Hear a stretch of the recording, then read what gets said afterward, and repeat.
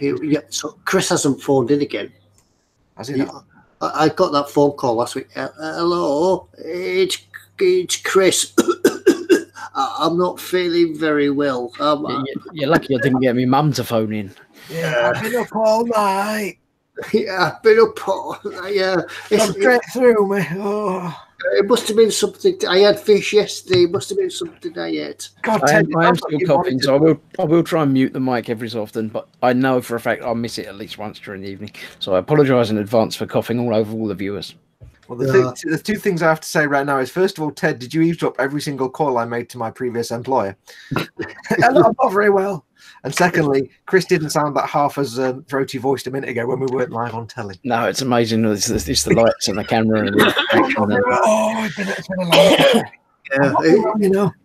It's just like Peter Kay says, isn't it? When you phone up, hello, I'm not feeling very well. But we're back. It's Monday night. We're back. Yeah, my broadband is fixed.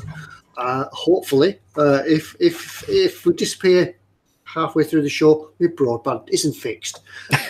There is a band. It may be broad. Chris has cured his German. Yeah, you're on my screen. You're sitting next to him, Foxx. So you might catch whatever. Yeah. Although, if on some people's screens, he might be there. So I don't know which way. My screen is there. I'll cough that way. It'll be all right. Won't it? See, if I prod him from this side. Yeah. Shouldn't move quickly. It's bad for me. Put your respirator on, Chris. Just don't spending any viruses. So we're back. Welcome once again to Monday night's live stream. We missed a week. We had a week off. I get mine out to the door. So I'll have to suffer. I'll take it. No, it's all right. I'll protect everybody. It's fine. Yeah, I'll take it for everybody. This is going to be the least intelligible podcast ever thing. I can't hear. I can't hear you. Yeah. How firemen and deep sea divers could communicate with each other? I haven't got a clue. Ted, it's a gin barrier. When you're in a paint shop, and everybody's wearing them, does it all sign language and like cup of tea? What was the name? It was an advert for Carlsberg or something that they were Dam Busters thing years ago. Yeah, when these blocks. And he took it off, and it's still doing the same thing. Yeah. Well, when I used to work in body shop type stuff, we just learned to speak very, very loudly. We learned because we're all wearing respirators, 3M half masks, for 8 or 9 hours a day in a spray booth. You just talk really loud and quiet and slowly. Would you like a cup of tea? You just it's like going to Europe and going somewhere, going abroad, going to Spain. Yeah, just speak loud and slowly. Uno Biero, please.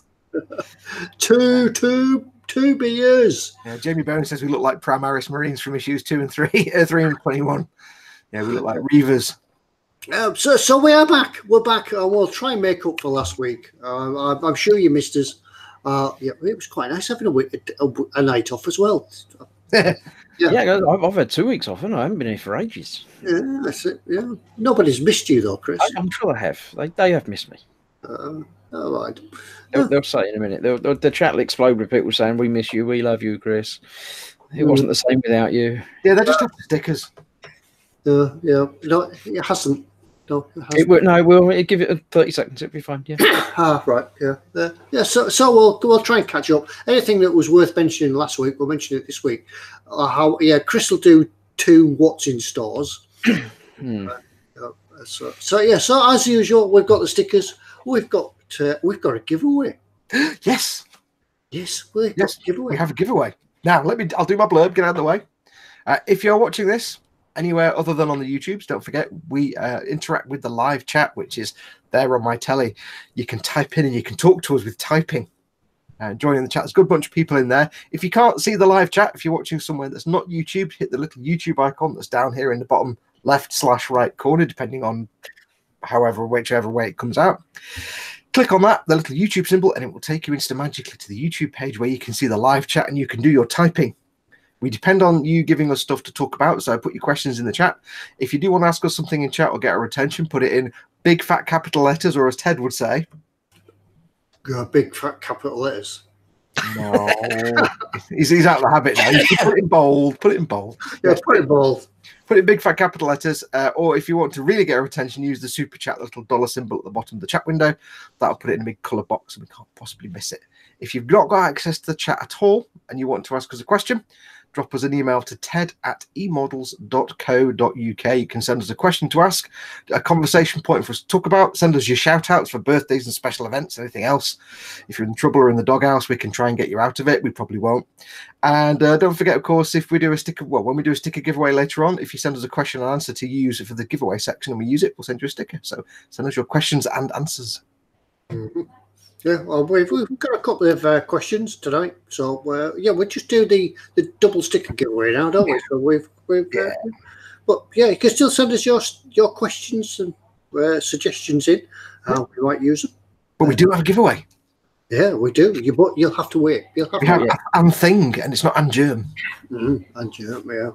So remember, this is your chat. We're just here to facilitate everything and sort of spend a few hours while some of you are at the bench or whatever you're doing. A bit of fun, bit of light-hearted banter. It's not all about models. If you haven't joined us before, you come here for some serious model chat. Yeah, somewhere else. Yeah, good luck with that. You won't get any of that here. We kind of answer if somebody asks a question, we answer it, and then move on to talking about food. Yeah, usually it ends up food. Food, 80s TV, cardboard windmill. Police duo. Yeah. Boxes make the car look good. Market. Yes. Yeah. Oh, look, a pile of boxes. Let's drive in. Yeah. Now, don't forget, it is after tea time in the UK. So, what did you have for your dinner? And if you've not had your dinner yet, what are you going to have? Yeah, I had that'll give us a good 20 minutes. That will. Yeah, I had 2 teas tonight. No. Yeah. Why are you the queen? I had pie and beans, and then so I was walking back to the kitchen. I suddenly remembered we had some spicy pasta and meatballs left. So I thought, well, I don't want to get thrown out tomorrow, so I might as well have them as well. You realise I'm now contractually obliged to say spicy meatballs. With spicy meatballs. Yeah. Spicy meatballs. Right, we have a question. It's a very, very serious question. It's a very serious question. Before Chris, in fact, no, I'll let Chris go through who's in chat first. I've just scrolled up to the top. I was just going to say, have you had a haircut this week, Ted? No, what's that? Yeah, I had a haircut last week. Oh, well, that must be because I didn't see you last week. Yeah. Okay. Looking very suave and people do comment as I walk down the street. You know, they point.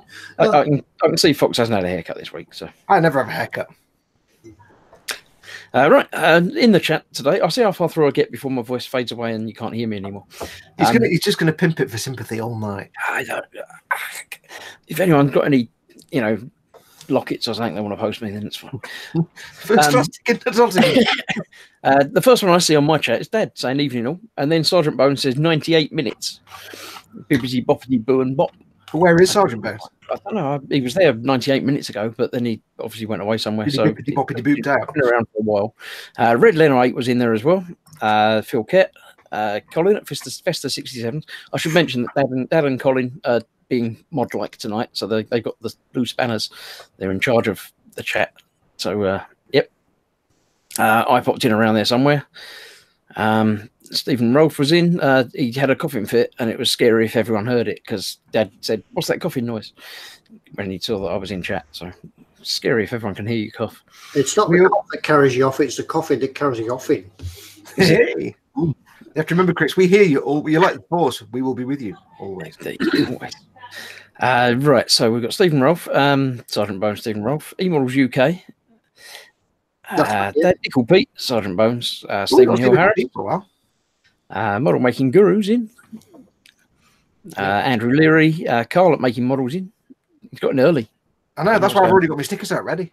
Ready, because we already did them before we went live on air. So, yeah, too late. Yeah, we've given the stickers away, Carl. Yeah, too late. Yeah, as soon as the stickers come out. Spiddy Q8's in. Stephen Rolfe, Paul Horner, Jamie Bone, Bob Salty Balls Bobbington. Family friendly now, come on. It's not my fault for reading out the names. I know. Zadster, Anders Eriksson's in, Adam Clark, other names that I've said before, Even Ralph Anderson, Borry Models, Michael Brown, Wayne Hayward, Chancer NW, Evening All. I'm not sure who that is. That's another new name to me. Rustin Customs, Phillips, Digger Evans, Osric 9000's in, Lord Barkley III, Michael Jacobin. Says, on my laptop tonight, a bad thing happened while updating the PC. Never a good thing. Yeah. Never update the PC just before a live stream. Yes, yeah. Especially when you're actually in the live stream. Or during a live stream. Don't do it then either, no. Chris Henderson says, hello, sorry I'm late, but I spent 7 hours on the M6 returning from London. He must live next door to me then, because that's how long it takes me. I just get a car easier. For some reason, chat's just jumped all over the place now, and I've gone confusing. Andrew Leary, God of Bricks is in. Nana Sunrise. Digger Jamie, Balder Samasio, Rusty Kit, Rusty Kilt, even not Kit. He's not been well, you know. He's not been well. And the chat just jumped and it confused me and everything. But I'm sure the bit that I missed was the bit of everyone saying that they missed me. Do you need to curl up in a ball and go back to sleep now? I'll be quietly in the corner if you leave me. They were talking about football. Oh God! So Reynolds says, to be fair, Chris looks like he's lost weight, and germ is eating him alive. I don't think I've lost weight. I don't do the weighing of myself because I don't. Yeah. I might just be further away from the camera. I don't know. I think that's about everybody, unless everyone else is going to pop in now and say hello. But yeah, to see you as you're going through the chat, I did see Aid Math says, "Hi all, nice to see you back. Had to make conversation with a better half last week." So that's sorry.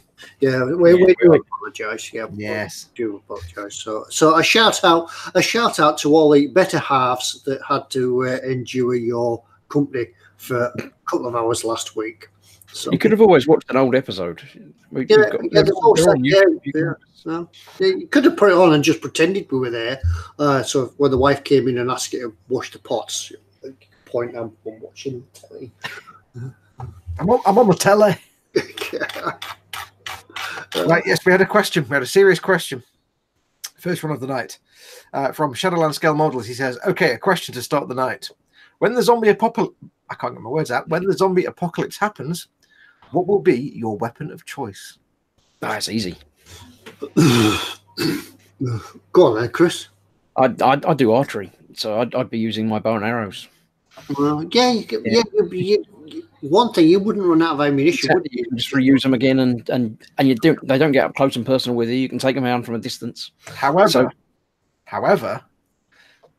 the idea is to remove the head completely and vaporize it, not just put 100%. No, you can damage the brain. It works. Headshots. The brain.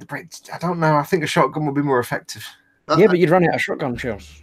That's what. No, because the first thing you do when there's a zombie apocalypse, the first thing you do is find your nearest military base and live there. Yeah. Because you've got all the rations of food for months and years. You've got all the arms, all the ammunitions. But what about all the zombie army that's already in there? They wouldn't count. They'd be out doing something. They'd go off somewhere else. Yeah. I think I'd have a big tank. You could just get in the tank and then you wouldn't need any ammunition. You just run them over. Oh, no, not like a fish tank. Not a fish tank. No. I think I'd be torn between shotgun and assault rifle, I think. Yeah, I'm just wondering when Chris has said he'd have to do all these headshots, just how good he is an archer. I haven't done much for a year or so, but I used to be pretty good. Because I'm thinking now you're saying, yeah, but shotgun shells run out. But yeah, but you're only going to carry about 12 arrows. Yeah, but no, you can carry more than that. You're not going to have like 100 arrows. Yeah, easy. And then you can reuse them. But the thing, of course, is what if there's 4 zombies in front of you shambling? You can't go, hang on a minute, it's twang, and then get the next one out. And yes, not pretty quick. Have you not seen that guy on the YouTubes? He does really quick shooting. Yeah, you can put 4 at once. Yeah, that's the guy on the YouTubes. Can you do that? No.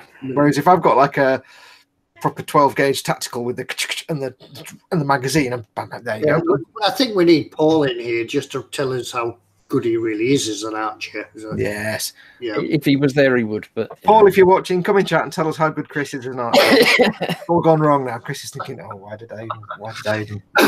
We need you. We need YouTube proof. Yeah.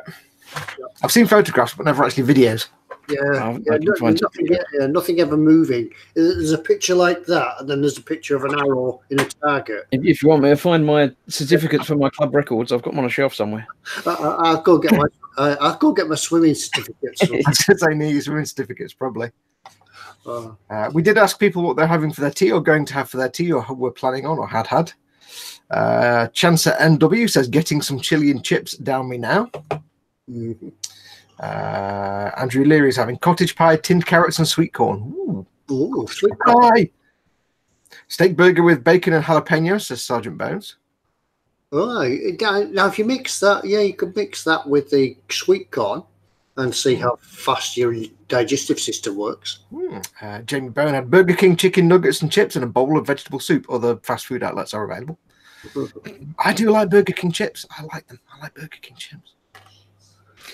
There's been some comments about the zombie things. People are saying that you'd have trouble getting into the armory in the army base. Not if it was all open because they were all turned into zombies and wandered off. Not if you were in a big tank. Jamie Bones suggests getting on a boat in the middle of Lake Windermere. Oh yeah, because they're all. So you get zombie fish as well. Yeah, I don't think you're going to get killed by a poorly fish if you're on a boat. They're not going to jump in there. Flesh-eating char. Someone said swords are better, that they don't run out of ammo. That's true, yeah, but you've got to be hefting, and if you miss it... Someone else did say, I prefer it. Anders Ericsson says, I'd prefer a spear, gives you some distance compared to a sword. Because imagine you swing to lop the head off a zombie and you hit him in the shoulder, then you're like, oh, bugger. My wife's in chat, and she says about my archery ability, she said, he's not too bad, but he can lose and damage arrows. Don't lose them. I always find them. I think the wife has just come into chat just to tell us that. Yeah, she often watches, but she very rarely comments. But no, she felt the sudden urge to have to comment on this. Yeah. Now Chris is worried about sending her a text. Don't you? I'm just going to try and find a picture of my damaged arrow because I did a really nice damaged arrow last year. It's not the bullseye arrow with the arrow down. No, it's not that. That's called Robin Hood. Almost never happens. It almost never happens. It's happened to me, but I've not done it to anybody else. But just while he's looking for that, on the food side, Nana Sunrise says it's only 4 p.m. here, so it's just a perfect time to start thinking about dinner. Yeah, Nana Sunrise. Yeah. Well. Osric 9000, who never did reveal when we asked him a few weeks ago what happened to the other 8,199. Osric says sausage, egg, and chips, proper Coronation Street dinner. Good man. Yeah. With brown sauce. Got to have brown sauce on that. Ew. Oh, can I just point out? I had family visit yesterday, and I had to basically mercilessly rib my sister-in-law because she is the most northern person in our entire family because she comes from Hull.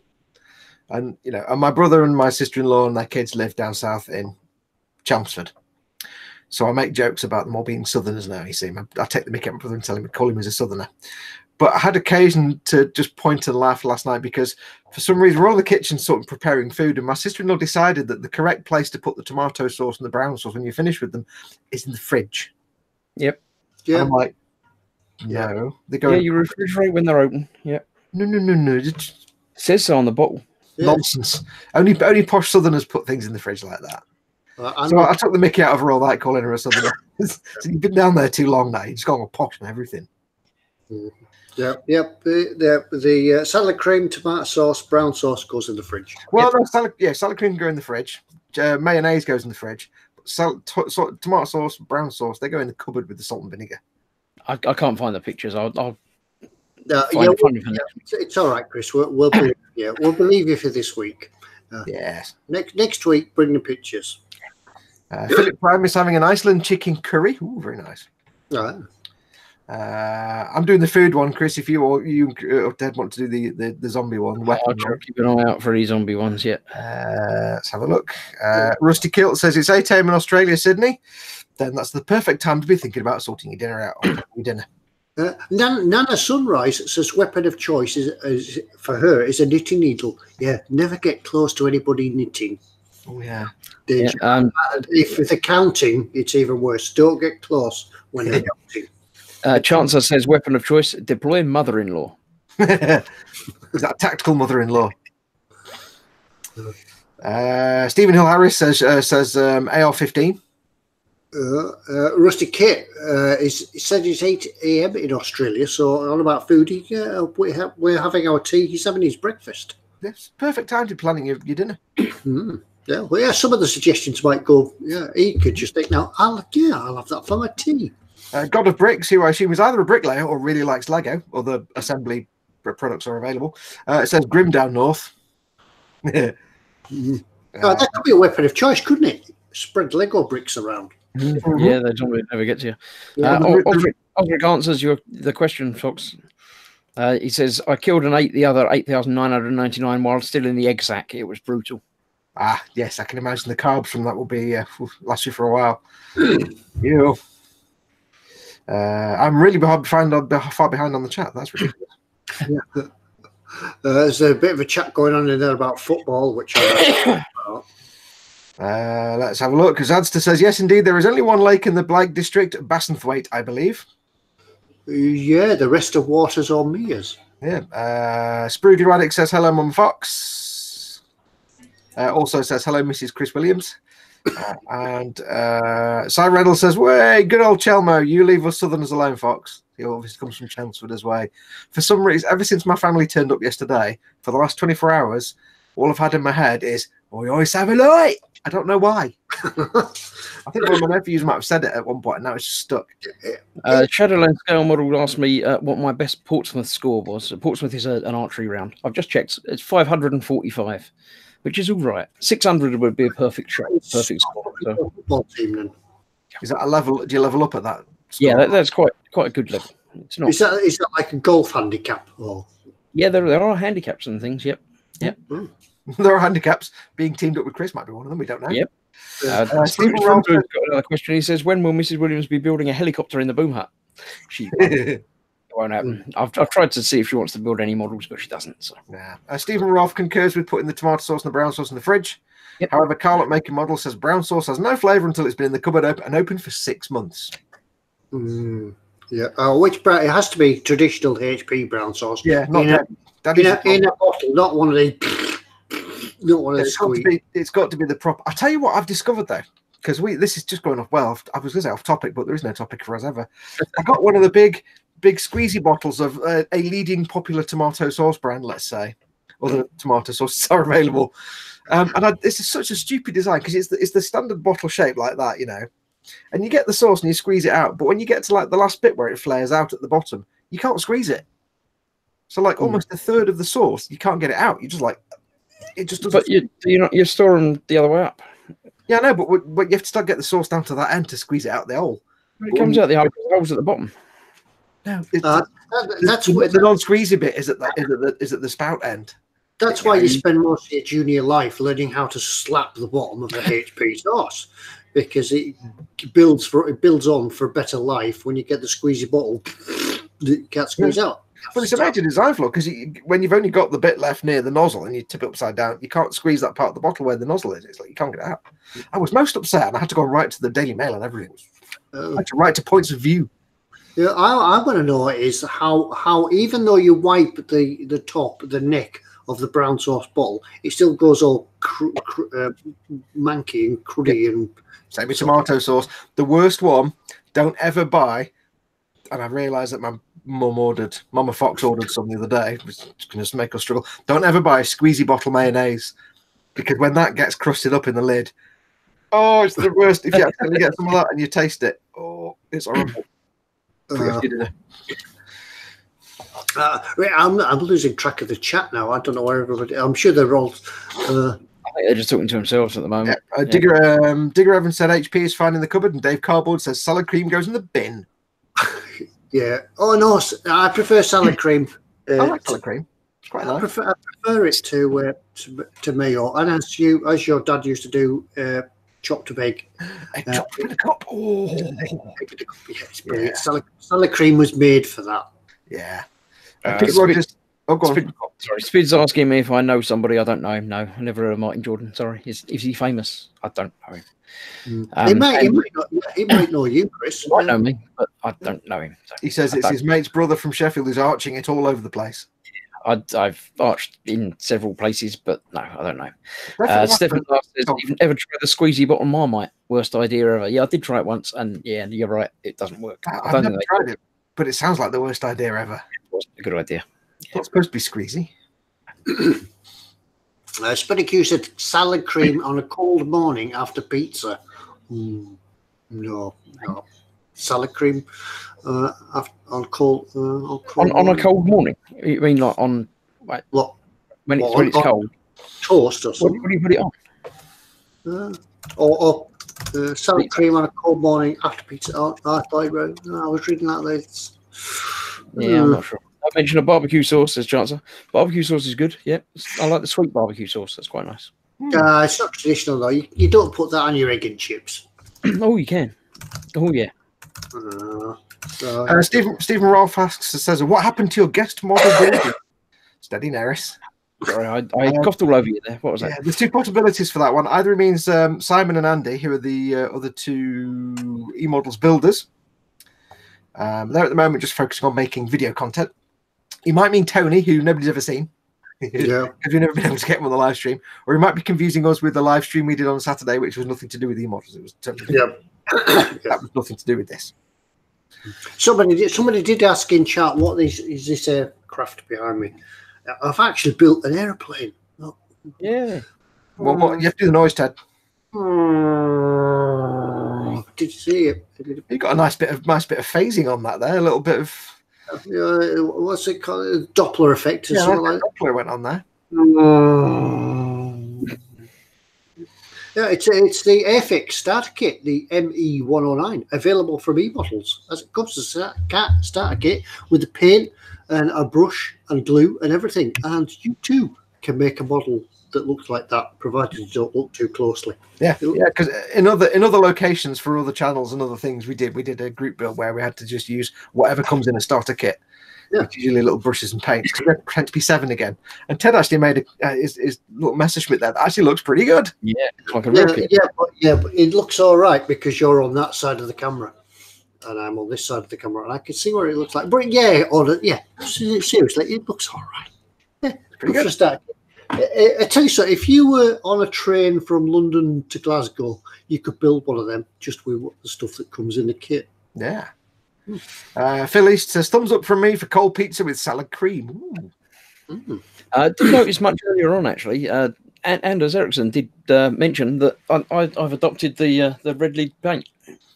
Oh, that's where it went. In the background over there. So, yeah. So, it's moved far off the shelf. It's gone across. You never know where it's going to be. So, yeah, keep your eye out for it next week. Yeah. Who will have it next week? Who will have it next week?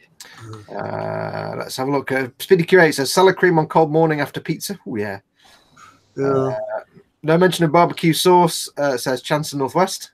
I assume it's Northwest. It could just be Chance at NW. I'll say Northwest. I don't know. I'll just say NW. Prefer it to brown. Next thing you say you will like, Ted, is chopped cucumber and onions in vinegar, aka Sunday salads. No, I haven't tried that. that. Foxx. No. We did say hello to you. You could add, I suppose, to the chopped egg, you could add some tomato in that or cucumber in that. Make a bit of salad. Yeah, but cucumber's evil. It's supposed to be water.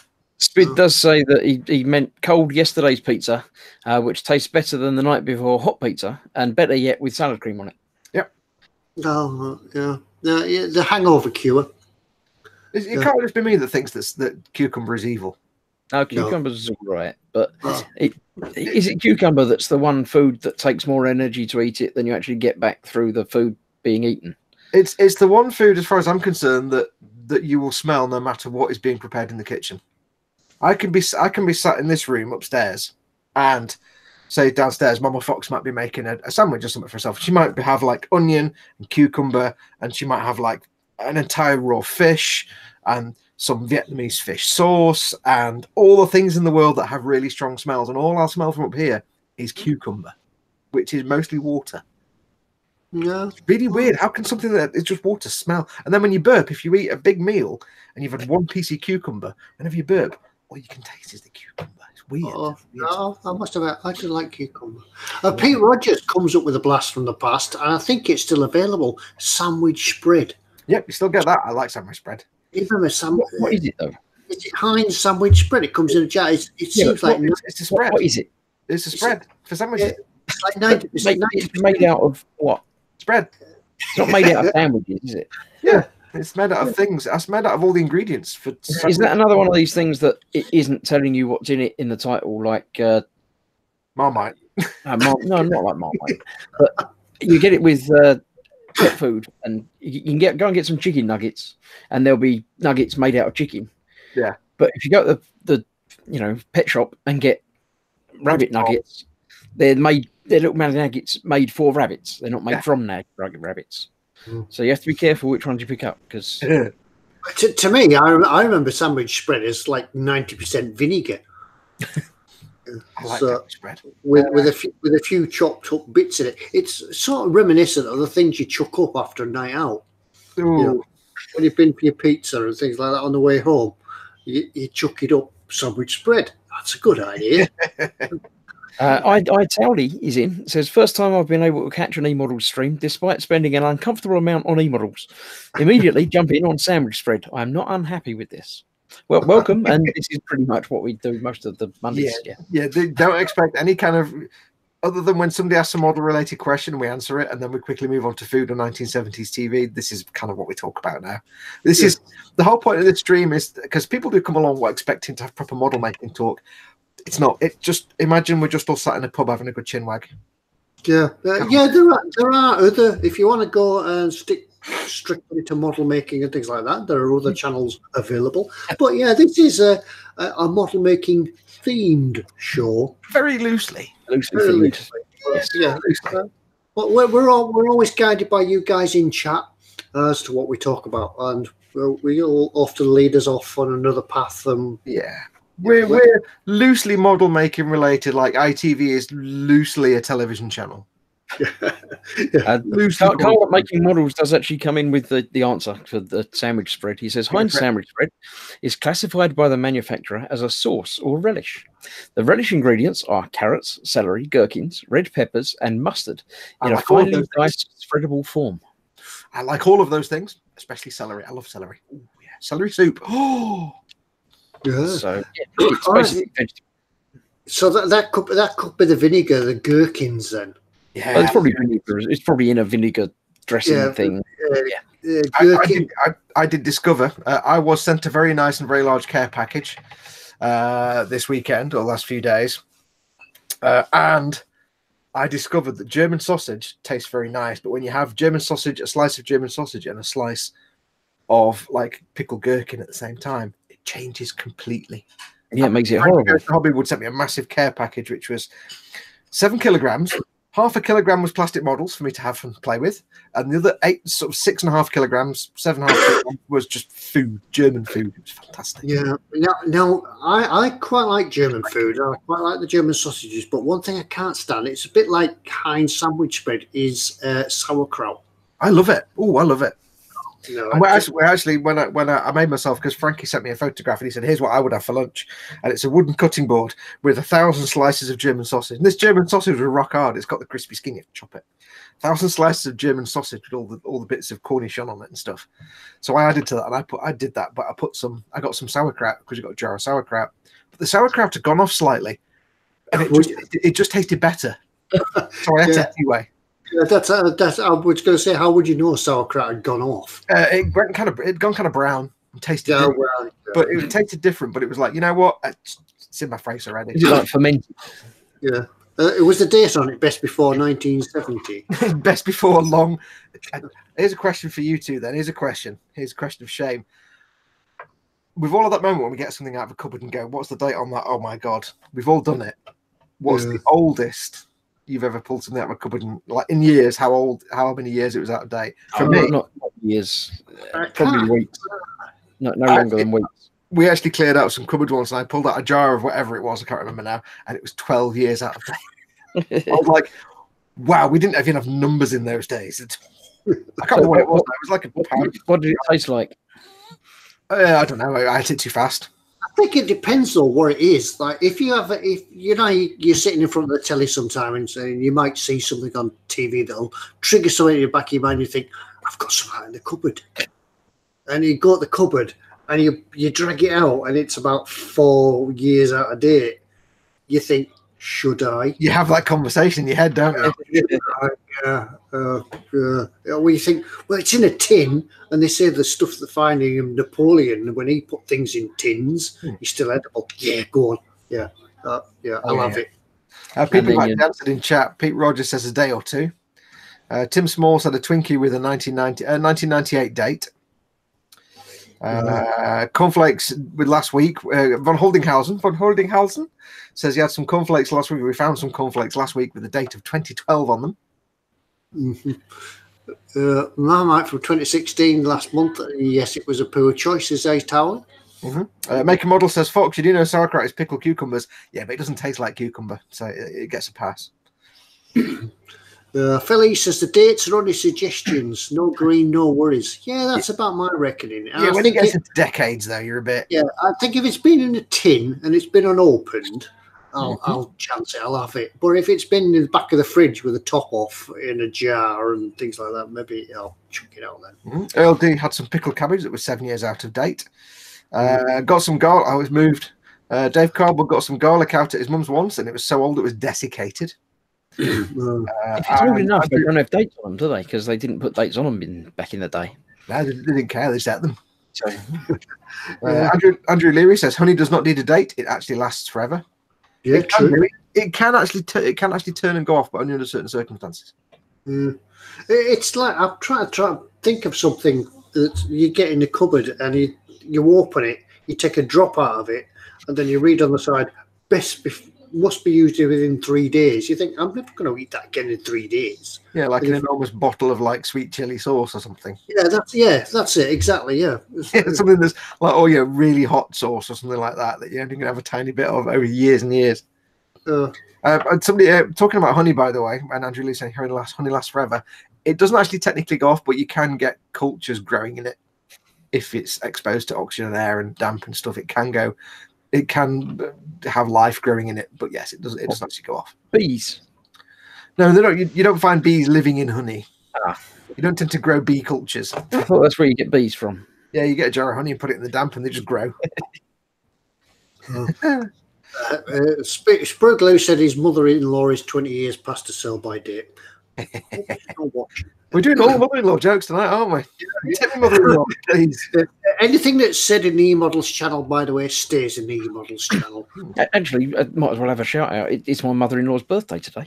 Oh, happy birthday, mother-in-law. Happy birthday. Watching, so you know. Yeah, she might be watching with a wife. Pass along that it was said. There we go. Okay. Yeah, we do have a shout out, by the way. Talk about shout outs. We have a shout out from Paul Stewart. He says a shout out to Chris for being a brave little soldier with his germ. Thank you. I appreciate that. Yeah. What you don't know is the germ was half his size. At least. Yeah, it was a proper normal sized germ and everything. Andy B67 says it's not food, but at my mother's house she had cocktail sticks that had a price label in pre-decimal.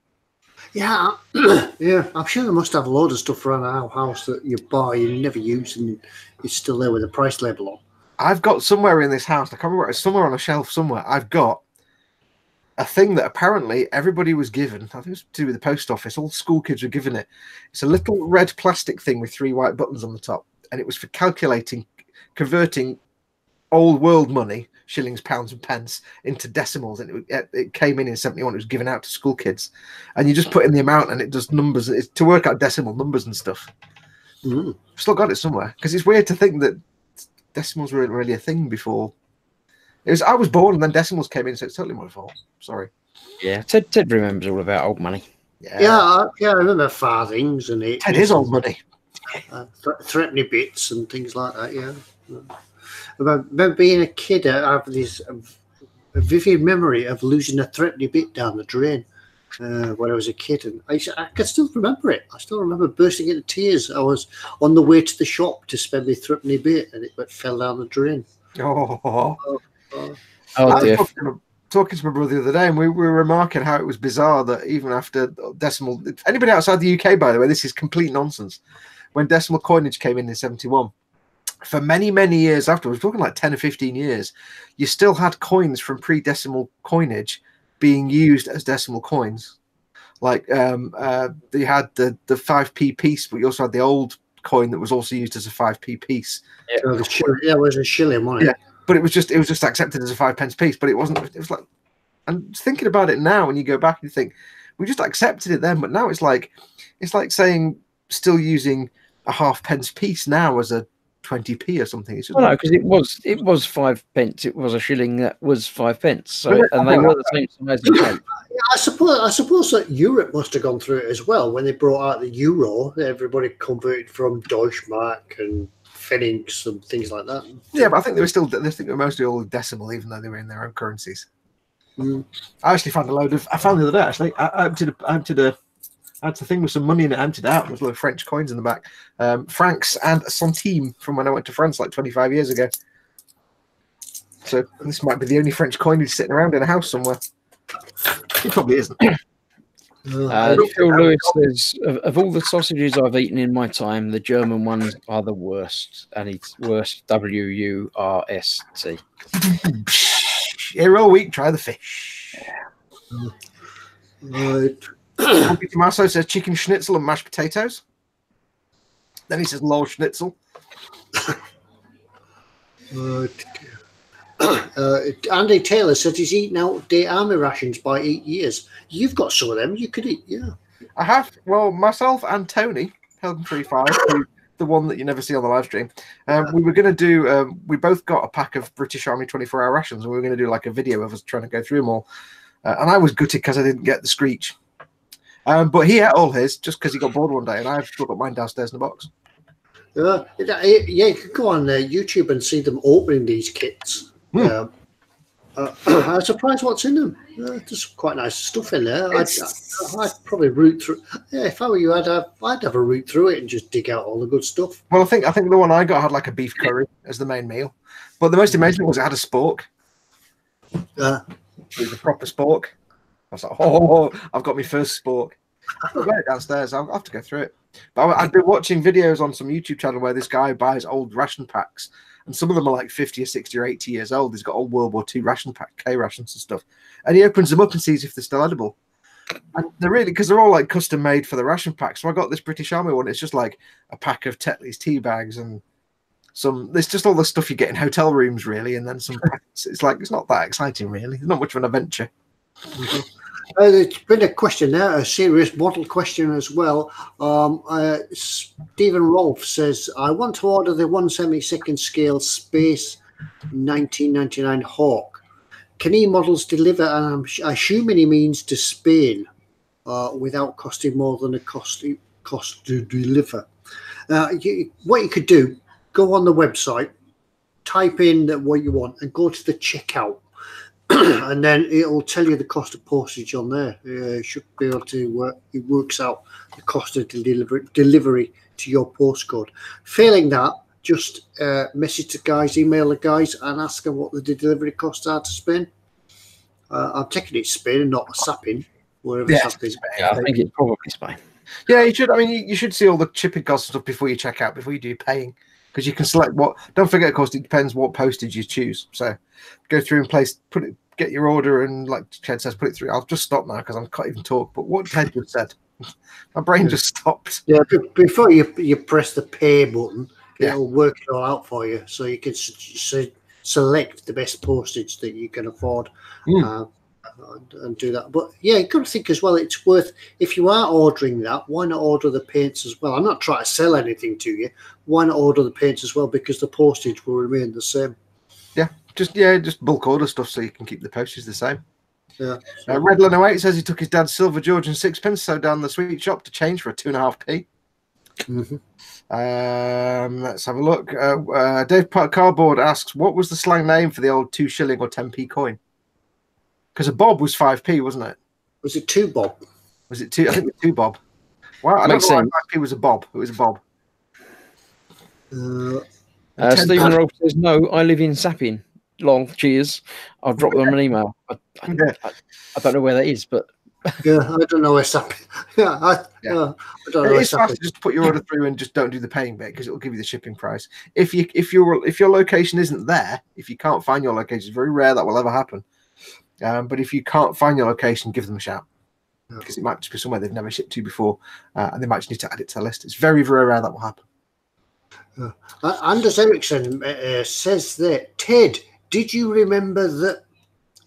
I did. Yes. Yes, I did. Yeah. Wait, no, hang on. when did he have to remember it? What? There it is. Yeah. Anders, for you. Yes, I found it. Keep it up. I'll just hear the bill music now and the footsteps and stuff.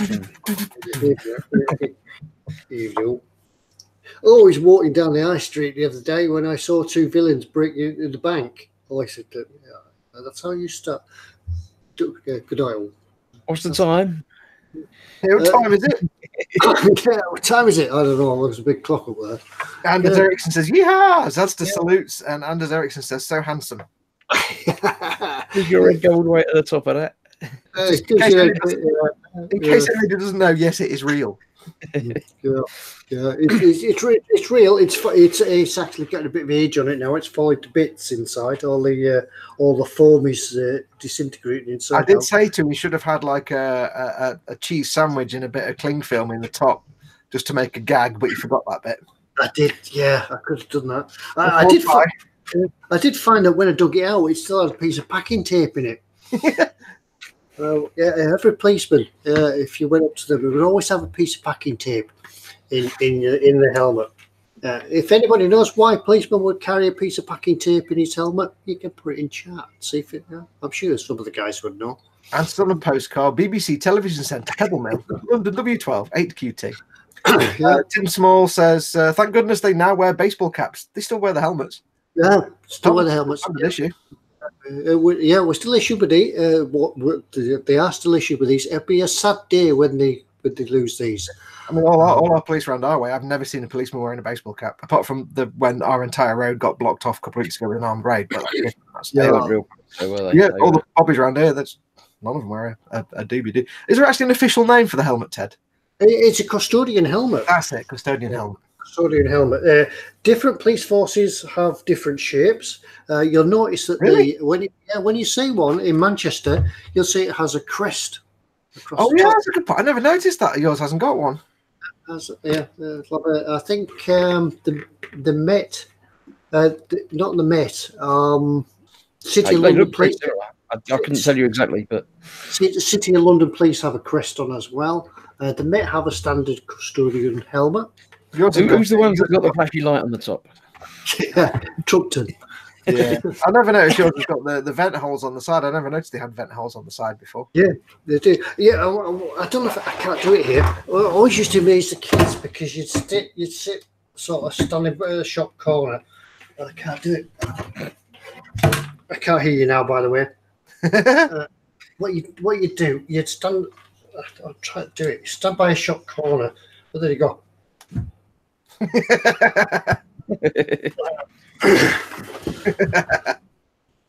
This is why you watch us, folks. This is why you watch us. I used to amaze all the kids and just hardcore. Like that. Stephen Hill Harris says, "Good constitution, affable. I'm not as think as you drunk I am." Yeah. What else did we used to do as well? You don't wear them round here, says Tim Small. You live in the wrong part then. Yeah, they do have them. They're still all issued with them. A lot of the young kids now don't like wearing them because they're not trendy anymore. They like to wear the flat caps and things like that. Most of the time, you'll see. I suppose it does depend on the kind of duties you're on and where you are. If you're in a little, I suppose if you're in an urban city centre, you kind of want some head protection, I guess. So yeah, areas. Used to be fun.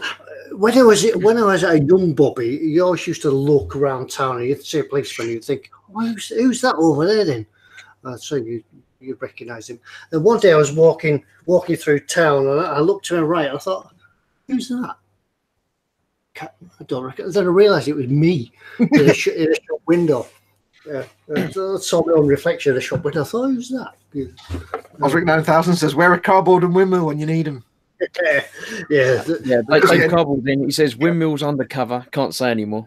Yeah. And the Allegro's off the road at the minute getting petrol. Yeah, cardboard and windmill are detectives, though, so they wouldn't have had a helmet. They would just have had a bottle of whiskey in the cupboard. Yeah, a bottle of whiskey and a revolver in the glove box in the Allegro. Yeah, that's it. Which was police brown. It's not normal brown, it's police brown. Spriglo Addict has a question for me and Ted. He says, Ted and Chris, have you chosen your next eModel build yet? Yes and no. Not, to answer my question. I've got a vague idea as to what I think I'm going to be doing, but until I finish the jets, which I should be getting on with this week. I haven't been doing much this week, the last couple of weeks, because I've been ill.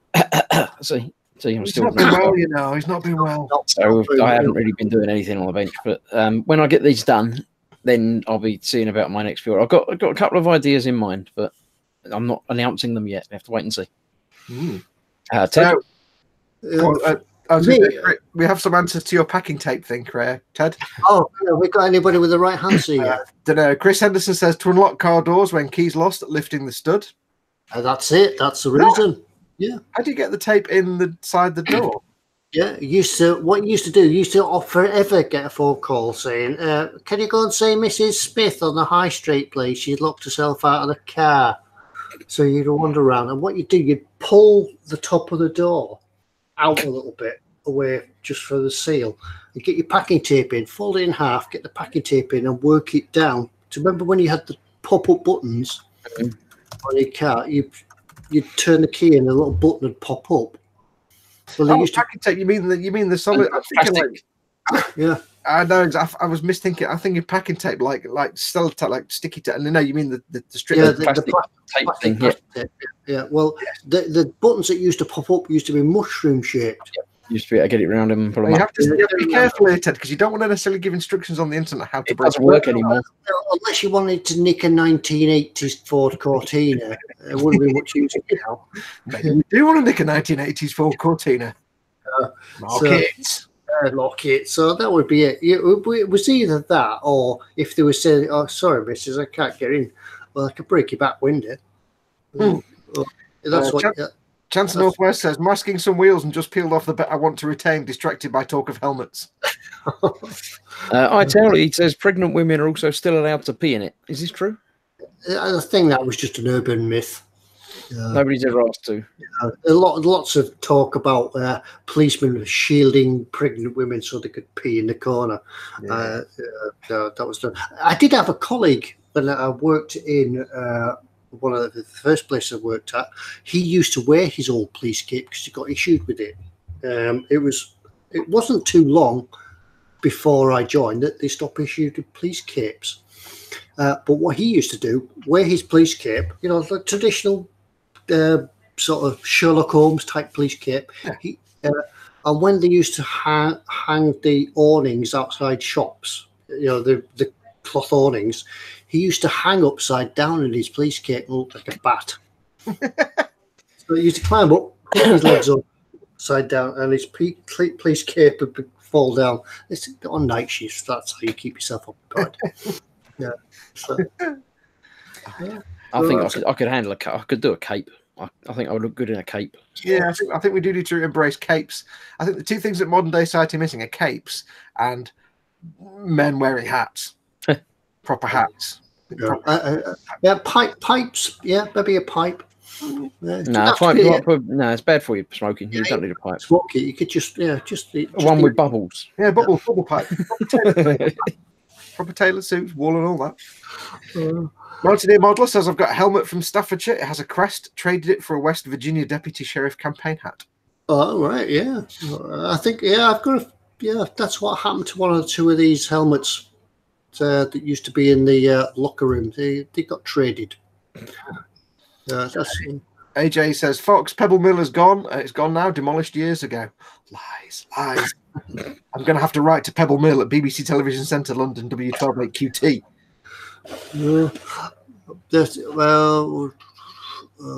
What else? Fester agrees it's all about the hats. Yes. Sweet hat. Men don't wear sweet hats anymore. That's a shame. Sprigler said my cape had a big S on it. Yeah, of course it did. Zadster says 1980s Ford Cortina, send it here. I always have a look, yeah.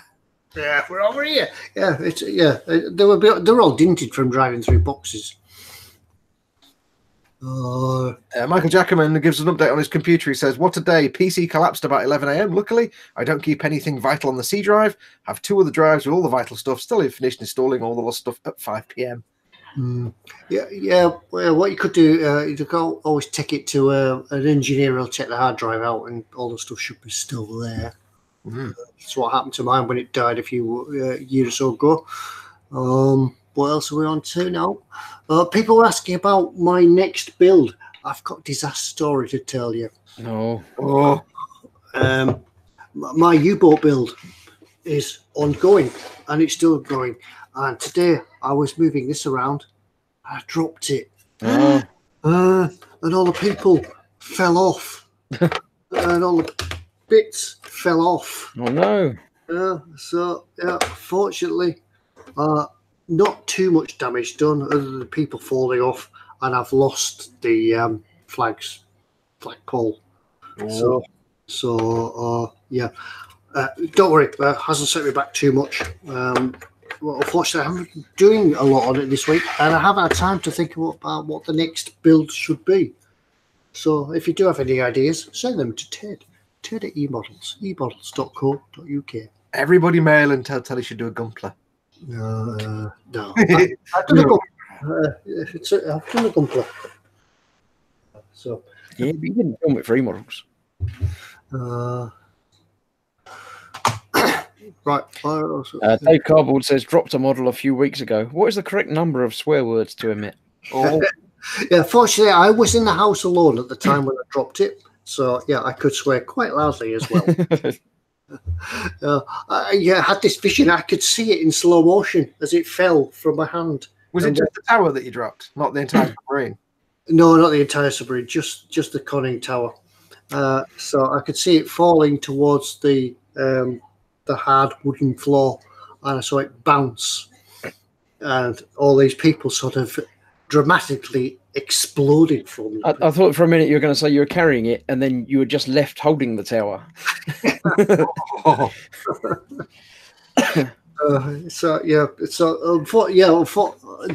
Fortunately or unfortunately, there are only 4 people on the conning tower, and when they all sort of abandoned ship and jumped overboard, it looked like there was a mass of plastic all across the floor. But when I sort of composed myself and began picking it up, could have been worse. Could have been Lego. That would have been an even more catastrophe. Digger Evans says, I remember my brother building the USS Enterprise, and then he dropped it running up the stairs in excitement. It was splendidly funny. You're an evil brother.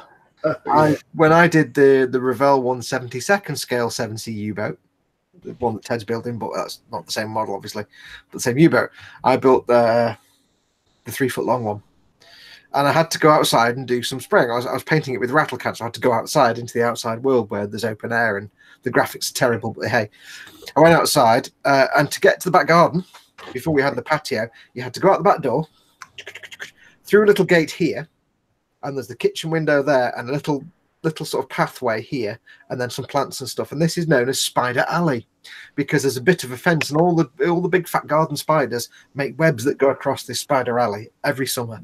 It becomes impenetrable. So I went around the back, and I'm carrying this 3-foot long U-boat, and I just double checked with my eyes to make sure there's nobody in residence. There was nobody there, so I opened the gate and walked through, and there was a spider web I hadn't spotted. And I walked straight through it, and without thinking, instinct kicks in, and you do the wavy spider web flail, where you start going like this, yeah, and you start panicking, forgetting briefly that I had a 3-foot long U-boat in one hand. Nearly threw it across the garden, but managed to just avoid damaging it somehow, whilst also flailing and trying to get spiders off me. Yeah, we've got 1 or 2 people coming in with disaster stroke. Michael Jackerman, his display cabinet collapsed a few weeks ago. Yeah, I think he did mention that on in chat a few weeks ago. So anyone else has some disasters? Just I think going back to the Lego, do you often find that when you're building Lego that it's like the last piece or a certain piece of the construction, and you press slightly too hard and it all collapses? No. Like, oh, only me then. Oh, oh. Well, it happens to me anyway. Sergeant Bone says, "Oh, I just found out there really are 350 scale sailors, and not photo etch either." Oh, Zadster says Ted should do a 1973 Ford Escort Panda car. I've built the Revell Mini many moons ago. I built a Mini and did that in Panda colours. Remember when they were blue and sort of 2 shades of blue? Yeah, you mean like when Cannon and Ball did that movie and they were coppers and they had the Ford Fiesta police car? I don't know why I just remembered that. Yeah. I really don't know why. I should have blanked that out many years ago. Yeah, they used to paint them strange colour blue, didn't they? Like pastel blue. Baby blue, yeah. Andrew Leary says, my wife got me a 1144th Apache helicopter. Guess how many parts the carpet ate? But yeah, must have been a small helicopter. Yeah. The Spinny Curate says that spider web moment when everybody becomes a kung fu master for a split second. It's true. You can't walk. I made the mistake once. I mentioned this to one of my friends who lived in Australia, that I walked through a spider web and gone like that, and you can't not do it. Even somebody who studies and works with spiders for a living would still walk through a spider web and go, "Ayah," because it's instinctive. And she sent me a photograph saying, "Yeah, here's the web in our garden from one of the orb weavers, and it's like 8 foot in diameter, and the spider's like this big." And I'm like, she said, "Try walking through one of those. That's like steel fiber." Yeah. So then you'll flail. I'm like, okay, yeah, it's not quite that bad. People have been taping model rockets to Airfix kits. Yeah, it's the Sergeant Bones taped bottle rockets to his Airfix kit. Never got that far. I used to shoot them with an air gun, but not as far as that. Stephen Robb's gone northern again. He says, does anybody still live in an area that has an entry, a tunnel between houses? Yep, there's one around the corner from me. A row of what used to be shops are now all flats and apartments. The old buildings, but there's a ginnel halfway along down the back to get to the back. Yeah, it's quite common around here. Some of the houses in this street, the very street I live in, have one front door for 2 houses. Okay. Well, it's there's I think probably as time's gone, people have added a door to the front. But yeah, you walk down an entry lobby, and there's a door to the left, door to the right, and you went in your house. But now they just make one door, one key, and then you just walk into your front door. Yeah. Going back to disasters, Earl D says he warped some Gundam armor drying a top coat with a hairdryer. Keep it moving, keep it moving. That's the trick. The shelf unit storing all my player books collapsed into my nearly finished model, says Redlen 08. Built plenty of Airfix. Phil Prime says built plenty of Airfix World War II planes when I was a kid, and then having my father's yesterday shoot them up with his air pistol. Yes, that's what he did. Yeah. Pete Rogers says he's got a genuine ex-Met Police Morris Minor Panda car being restored. A real thing. Yeah, there's a Morris Minor that lives actually just a couple of roads down from me, and it's in beautiful condition. It looks factory fresh. It's been there for years. I don't know who it is. That's an old guy that owns it, and he drives it around, and it just sounds beautiful. Yeah, it's probably rebuilt because the original ones were just rotted a pile of rust by now. Taweli says yes, it's completely normal to walk through spider webs and freak out instead of eating it. Because the thing is, walking through a spider web is not a problem, per se. It's the fact that you never see it, so you never know where the spider was when you walk through the web. Yeah. See, it could just be that the spider is like hidden away under the whatever it is that the spider comes off, and you just walk through it and there's nothing there, but you don't know. And it could be that the spider's in your face, and you just don't know. So you kind of go, ah.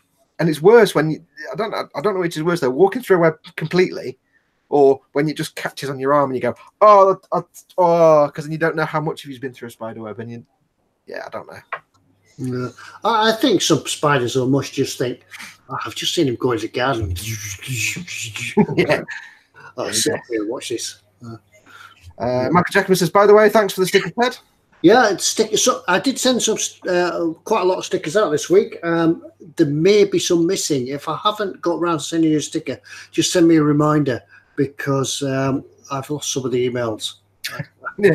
I wasn't sure if I'd sent some of them out and deleted them, or I'd double. You're either going to get 2 lots or you're not going to get any. So yeah, give it a. If you get 2 lots, send them on to someone else. Yeah, yeah. If you get 2 lots, let me know, and I'll give you the forwarding address. Ted was doing filing, Yeah, not intentional filing. yeah. I don't like that. I don't want that one. Don't want that one. I don't. Oh, it's gone anyway. Yeah, that one. Digger Evans says he's got a Ginnell and a couple of Snickets. What's the difference between a Ginnell and a Snicket? I know. It's back In a Snicket, like a chocolate bar. He's a southerner, isn't he, Ted? You can tell. Uh, I can't remember what is a Snicket. Like a Ginnell is where it's all completely fenced and you can't see over the fences because you've got like the walls of the back garden. Like terraced houses, you'd have the wall. Is that an alley? No, because you have a terraced house here and a terraced house here, and there's like a backyard with a wall around it, and that's the alleyway between the two. Is like, and then it carries. But then a Snicket is that? I never know the difference. Maybe it's the same. no, I think it's probably just a local term, is it? I don't know, because I know that if you leave your door on the latch, you could say you're putting the door on the snick, which is a local term around here. So, Stephen Rolfe says, Ted, send me a sticker. False claim.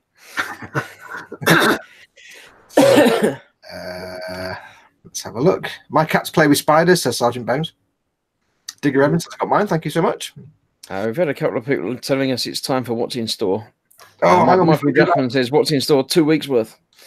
Before you do that, Dave Cardboard says, once in the middle of the night, half asleep, reached for the beverage next to the bed and thought, this water is wriggling a lot. Oh. Yeah, well, they do reckon that you probably eat, what, two ton of spiders during your life? Yeah, I think they just make these numbers up, though. Interesting story that I'm going to bore everyone with. The whole urban myth that you eat 8 spiders in a year on average was actually started by a woman deliberately who wanted to see how quickly something would percolate around the internet in the early days of the internet. So she made up an urban myth about swallowing spiders and then studied it to see how fast it got around the internet. And it became it was like a self-fueling prophecy in that before she realized it, everybody accepted it as a fact rather than she just made up to see how it got around the internet. Yeah, not that you should ever believe. Yeah, well, you should believe everything that you read on the internet.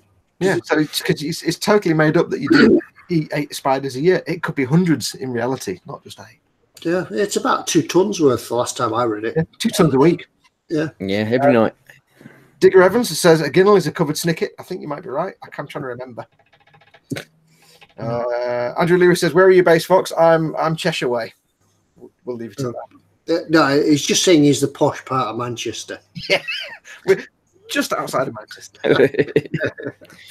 Yeah, like Scousers. Yeah, where are you from? I'm from Cheshire. Cheshire, I know. I'm Cheshire. Accrington Stanley. I play football. I'm from Cheshire. Yeah.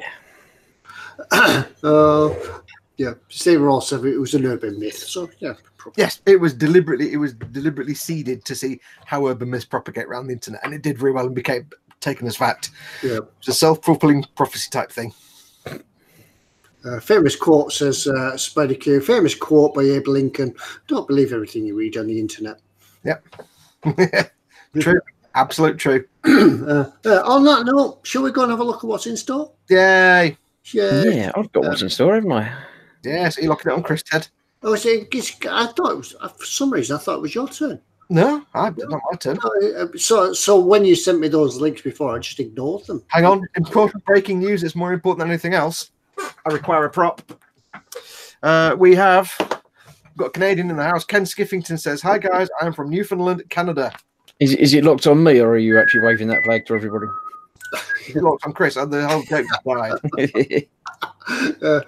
Tim Small says, test. Anyone reading this? Yeah, we can see it, Tim. Yep. Yeah, it's locked on me now. Yeah. Yeah, you just spent 5 minutes waving that flag and nobody saw it. Because I'm going to put my Canadian flag there. Yep, Canadian for the win. There you go, done. Welcome. Right. I'll lock it on Chris because it's Chris's turn. It's my turn. Excuse me. Before I die hideously and cough a lot. If you're going to die, as ever, this is. Please. What? If you're going to die, can you do it quietly? I'll try and do it after I've done what's in store. Yeah. Actually, this is going to be me talking for a few minutes, so I probably will end up coughing somewhere through it. But as ever, this is the what's in store. So there's a theme. It might be a very tenuous theme this week because I thought I haven't been around for a while, so I thought I'd do a tenuous theme to let you know that I'm back. So I'm going to do the what's in store. There's, I think, 6 items or 4. Yeah, 6 items, I think, in this week's what's in store. When I get to the end of it, I'll come back to me, take off the screen sharey thing, and I'll ask you what the theme is. That is your cue to put it in the chat. Don't do it before that, because if you do it before that, we won't notice it's there. We won't count it. And if you win, you won't win. Yeah. Yeah. So people steal your answer, so you might not win. Yeah. Is it's refresh and drag, or is it that way? Fresh. That way, isn't it? It's that way. Over there. One refresh and drag. Yeah. Get up to now. Drop from the ceiling. Stores to manual. So assuming about Canada, by the way. So hello to everyone in Canada. we saw the flag of Canada, says Digger. Yeah. Right. So I'm going to start sharing. I'm going to have a drink first, because otherwise. Ready. Shall I start scaring? With item number 1. I need the thing as well, because I can't click on the buttons if I haven't got the actual window open. It's all right. Me and Ted are both sitting there trying to scroll up and down, because we do it every week. I know, it's terrible. Mistake. Right. Here we have the first item. Großer Kurfürst. Großer Kurfürst. Full hull and waterline. World War I German battleship. So I assume they just give you 2 options in there rather than 2 whole kits, but you can have it waterline or a full kit. So there we go. TK's already started answering the worst. It's not. No. It's worst. Großer. No. Kurfürst. Right. Curved swords. Kurfürst. Those warriors from Markarth, they have curved swords, you know. What?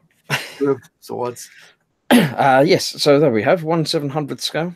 Can I point out, by the way, that I've seen the list of what's in store, and even I couldn't figure out the theme. So yeah, I know, it's good, isn't it? I said it was going to be a bit cryptic, but I have confidence in our viewers. At least somebody will get it. Yeah, don't have confidence in me. No, I don't have any confidence in you. So this is Großer Kurfürst. Großer Kurfürst. The ICM 1/700. The second thing we have is the Hobbyos 148, Russian Su-34 fullback fighter bomber. Get to the fullback fighter bomber. Now, this is an expensive kit. It's nearly £100, but it's quite a big kit. It's lots going on in there. That's you have 148th is wow. All of the decals. Look at that, TK. TK, look quick. Yeah. TK's got more than 3 markings. Almost a tomato. And look at all these numbers saying where you got to put all the decals like that. Oh, that keeps you occupied for days. TK's in. TK be drooling over this now. All them. Yeah, TK's typing frantically now. But there's even decals for the rockets and stuff. Yeah. All decals, says Zadster. Now, this being 148th, it's going to be like the size of a house. That's going to be one big box. Yeah. That was going to be. It's about that big, I would say. It's about that big. It looks big. That's how big it is compared to a white piece of cardboard. And on the background of the blue, yeah. Ready-made rockets as well. Saves you assembling them. Have we got any blurb in the description as to how many? I was trying to scroll down then. I'll keep scrolling down for you, shall I? These kind of eModels guys tend to put 680 plus parts. Oh. There you go. Model dimensions 457 millimeters, wingspan of 306 millimeters. So it's 30 centimeters wide, so a foot wide. Yeah, its wingspan is half the length of the 1/500 scale space battleship Yamato. Just thought I'd point that out. Just in case anybody needs something else other than actual measurements to compare it against. Yeah, TK says decals. Chances working on the 1/72nd scale. It's bigger than that. Yeah. I get the impression that the chances work on that might stop and he might end up working on a slightly bigger one in the next few weeks. Right. So on the third thing we have is something a little bit different. The Ming model M418 Sherman Christmas edition. Because it's the Sherman. Yeah. It is a Sherman, but it's red and Christmassy. Oh, seasonal. I forgot to say, by the way, we did have some German in the chat for the first one for the ship. Which Ted is allowed to read out from von Holdinghausen. Ted, I think it was for you to read out. Where's that? Ein schönes Schiff das ist. Oh, not bad. Ein schönes Schiff das ist. A beautiful ship that is. I wonder what it meant. You've just Google translated that, haven't you? No, surely means pretty or beautiful, and the rest of it's dead easy. I know Schiff because I've seen the posters for German Star Trek. So the Sherman is the same Sherman that you two built, I think, but with a Christmassy theme to it. Yes, and it hasn't got all the extra bits that yours had. No, not all the extra bits with the bigger guns and stuff. That's you can do it on a cute diorama I showed on the box with the reindeers. Yeah, reindeers and snow and things. Now, we do know someone who bought the one that comes with the kitty cats, and he's actually made little cute chibi cats out of modelling clay. So you could, if you wanted to, if you're talented, make a load of reindeer out of modelling putty, or if you've got some miniature reindeer or something, convert some deer, some antelopes or something. I don't know how. I'll just shut up now. It'd be a big, massive conversion job. It's probably not that simple. Oh, it's a full Santa. I thought it was just head and shoulders. No, I think it's a full Santa. I assume this is as it comes, and you can paint it and make it look nicer. Yeah, by the looks of it. So that's what we have there. I'll close that. Paul MD Tommaso says he has the Sherman Santa Sherman.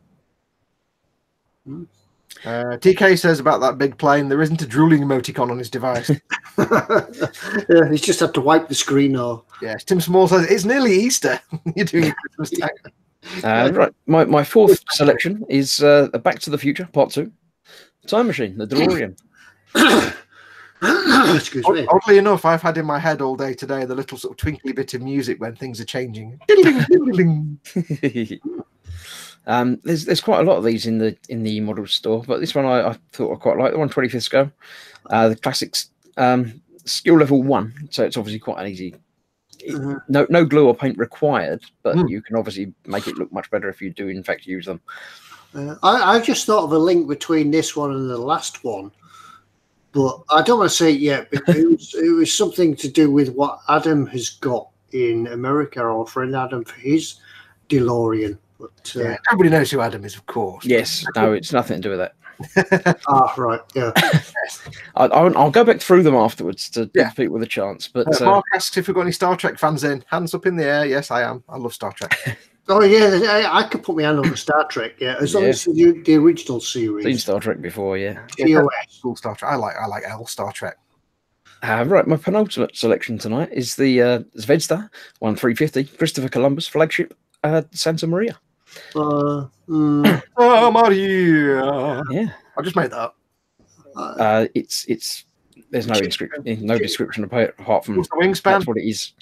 Just at the screen, it's pretty small on my screen. I thought that was running into an iceberg. But, no, I think it's running over another ship. Prepare for ramming.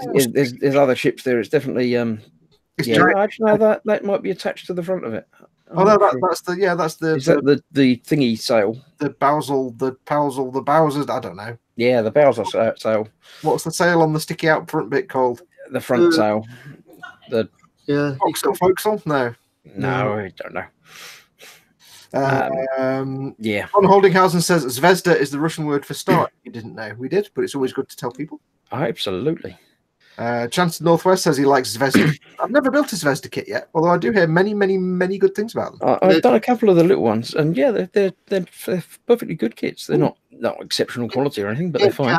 Cardboard said it's running Sydney Opera House. Yep, it does look like that as well. Stephen Rolfe says pointy front bit. TK Model says, "Ooh, now I get the thing. I haven't got that. I can't get the thing. I haven't got a clue." Stumped. All right, then again, we'll go to the last one and see if that gives it away for you. Bowsprit says Zadster, maybe. The last one we have is the Coastal Kits 148th Airfield base and background set. Ooh. Now, if you've watched me do my transit build for eModels, if you're on the eModels channels, one of the build series they have is me doing a little transit build, and I use one of the coastal bases for the diorama for the transit van. They're really handy things. They're just quick waste, either a quick setup if you're taking a model to a show and you want to have it on a display table, get one of these things. It's a quick way to make a diorama if it doesn't have a diorama, or just as a base for a diorama. You can build on them quite nicely. Yeah, so this one obviously is the base and the backdrop as well. So you can make it look, just by slapping a plane on the top there, 1/48 scale, so it's a decent size one. So Coastal Kits built in sunny Blackpool. Yeah, they used to have a stall on the market in Blackpool. I don't know whether they're still there on the stall, but that's where they do come from. Cool. Didn't realise they're a British manufacturer. Buy more of that. Oh, it's got a big British flag on it. There you go. Union Jack, made in Britain. I'm an idiot. What? It's a long way away. Excuse me, just coughing fit there. Right, so that is the selection. I'll go back through them because I know you're having trouble. I don't know if the people in chat are having trouble. If you're in the chat and you think you've got an idea, don't put it down yet. But Yeah, don't just put it down let yet. me know that somebody has a vague idea as to what it might be. Save me having to go through and be more subtle. So we've got the grocer Kern first. We have the Hobby Boss SU-34 fullback fighter. We have That shit was basically big sausage, wasn't it?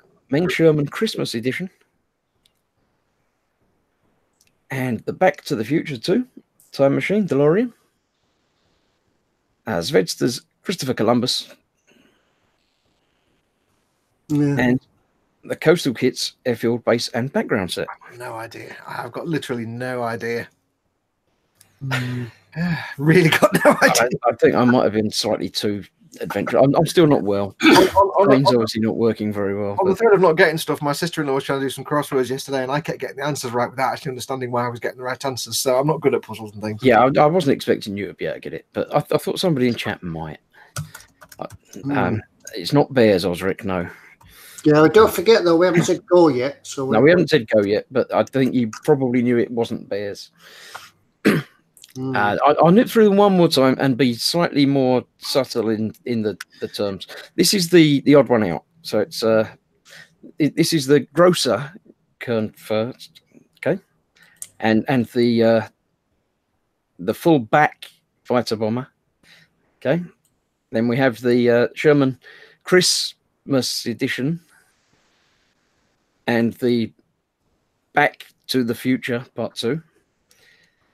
And then we have the Christopher Columbus flagship Santa Maria and the Coastal Kits airfield base and background set.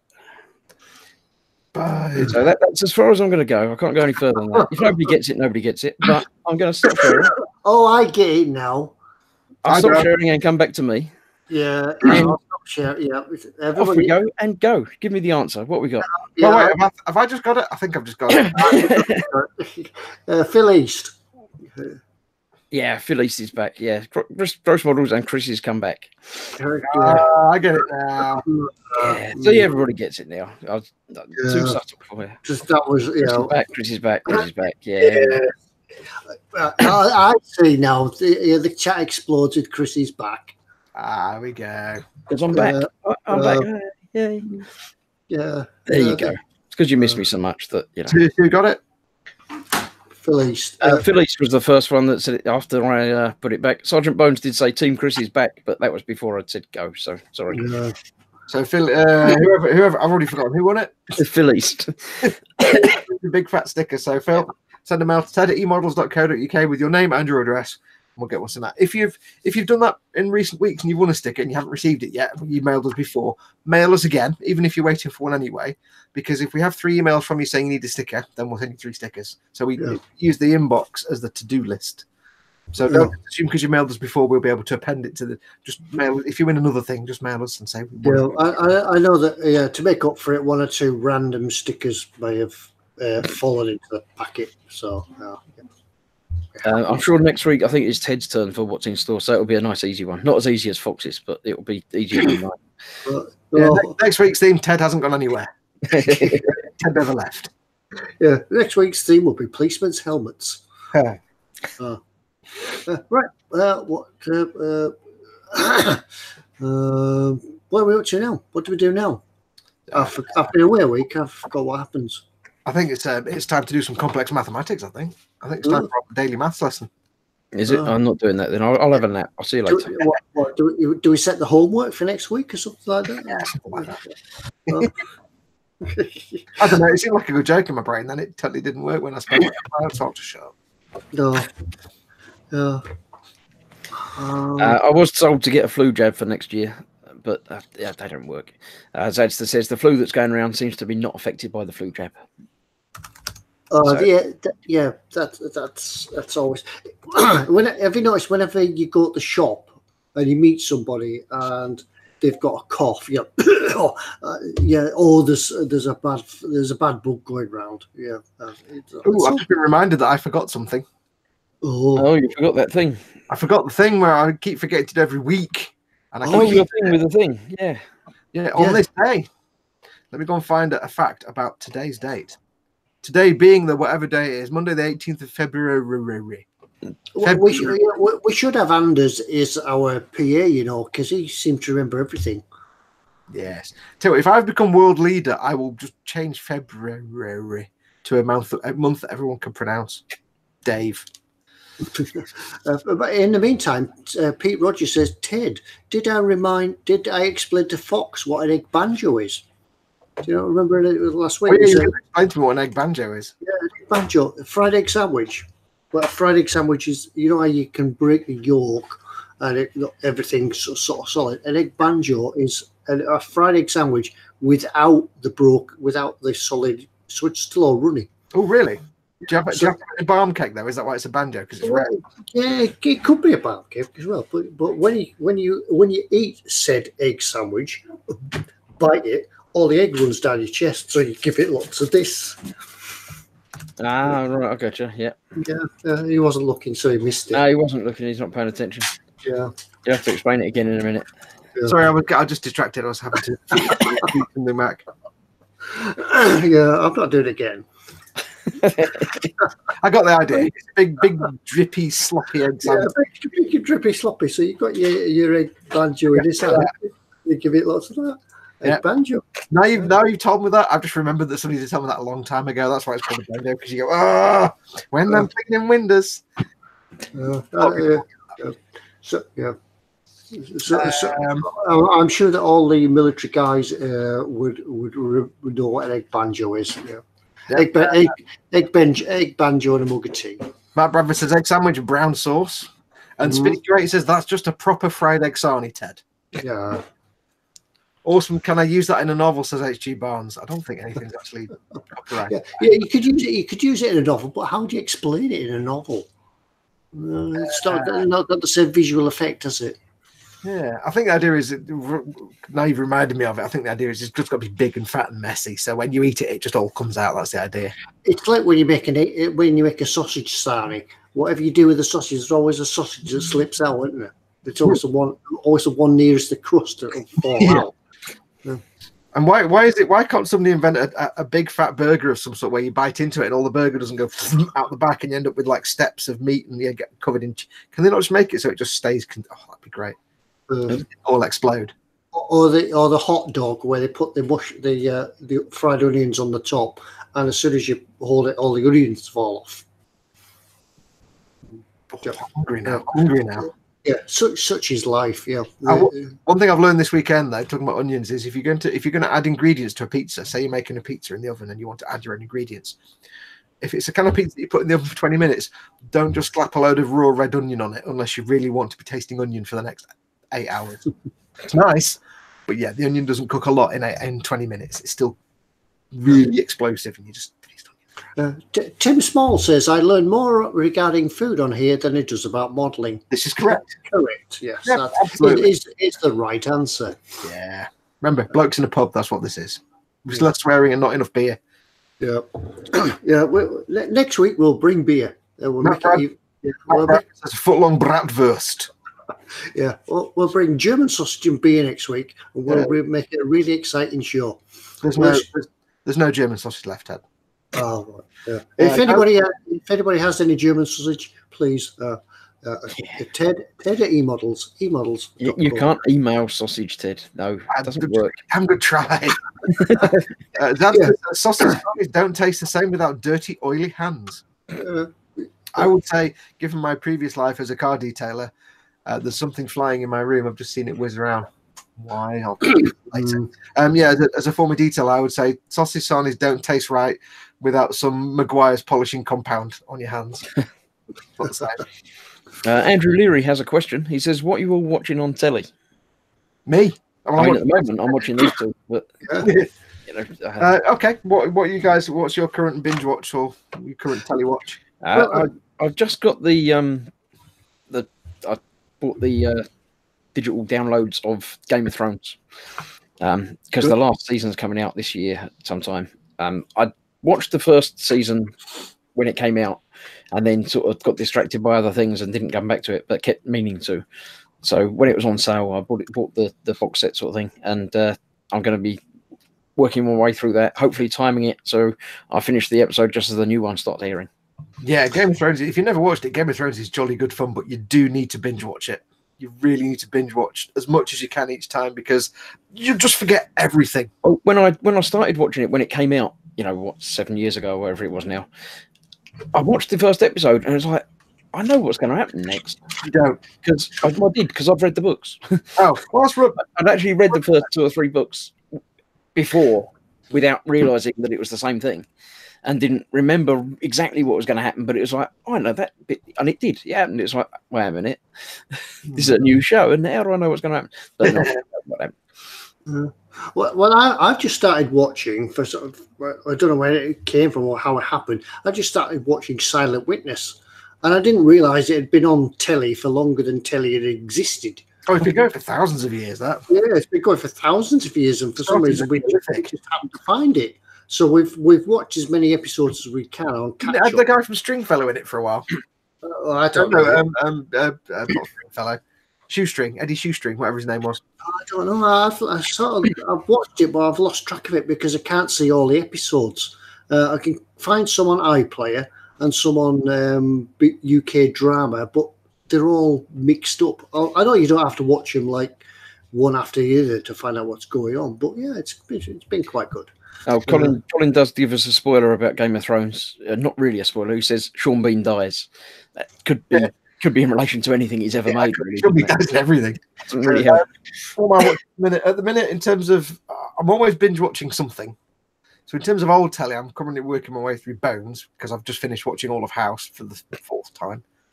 So I'm always binge watching something generally, but in terms of new stuff right now, I am watching Star Trek Discovery, which is actually quite good. First season was all right. Second season is actually a lot better.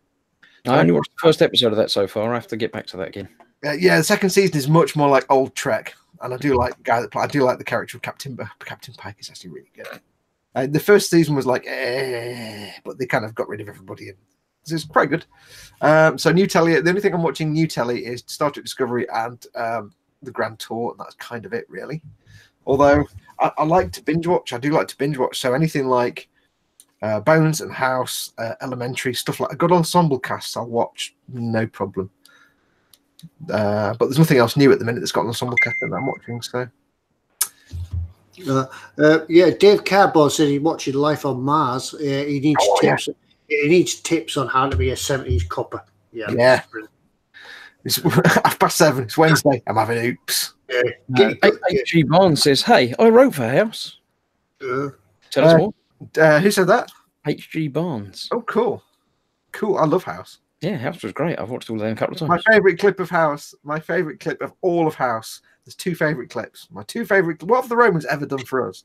My 2 favourite clips is one where he drugs up Wilson, and Wilson has to go and do a breast exam on a patient, and he's completely off his face, and it's hilarious the way he plays it. And the other one is where Wilson is saying something, and House just has to go. And House just turns to him and says, "I'm going to pretend to do some work now." Just keep on like that. He's like, working. I love it. I love House. House is fantastic. I think he also mentioned that he built the doors for Game of Thrones. Oh, that was Matt Bradford. We built the studio doors for Game of Thrones here in Belfast. Cool. Sprugler Addict says, "I would binge watch Fox's Millennium Falcon build, but only so far you can get with 6 episodes." And a couple of people mentioned it was Trevor Eve that was in Silent Witness. Yeah. Unlike some, you don't get up to series 6 and you go start searching the internet to find this missing series to look. Yeah. Well, actually, I'm only watching Bones now because I realised Bones was on Amazon Prime, so I'm watching that in a minute. But there's loads of things that are worth binge watching, because binge watching is the best thing ever. If you get a few hours free at the end of a day, hard day at work, whatever, you've got a couple of hours to watch, even if it's just a couple of episodes, just to get them. Sequence is fantastic. Yeah. I'd never heard of binge watching until I watched Lost many years ago. I think it just finished. It was on its final season, so I just caught up by watching all the other seasons like in a week, and had like 2 weeks off work. So I just sat in front of my Xbox because I was playing it on DVDs through the Xbox. I was like, for 2 weeks watching Lost. Well, a couple of weeks ago, when I was proper poorly ill, I was at home not doing anything, sort of napping, and I watched on Amazon, Rush Hour, the series. I wasn't aware that there was a series, but there was a series, a fairly recent series, but they didn't do a second season. And I watched that in a day. It's like a dozen episodes or something. So I watched that and napped throughout the entire course of a day. Excellent. And it was all right. If people out there have got Amazon Prime, I do recommend Goliath. It's a very good series on Amazon Prime. You know, Amazon original series. Goliath's really good. And Bosch is really good. So police jobby things. Now, there is somebody in chat who says something very important.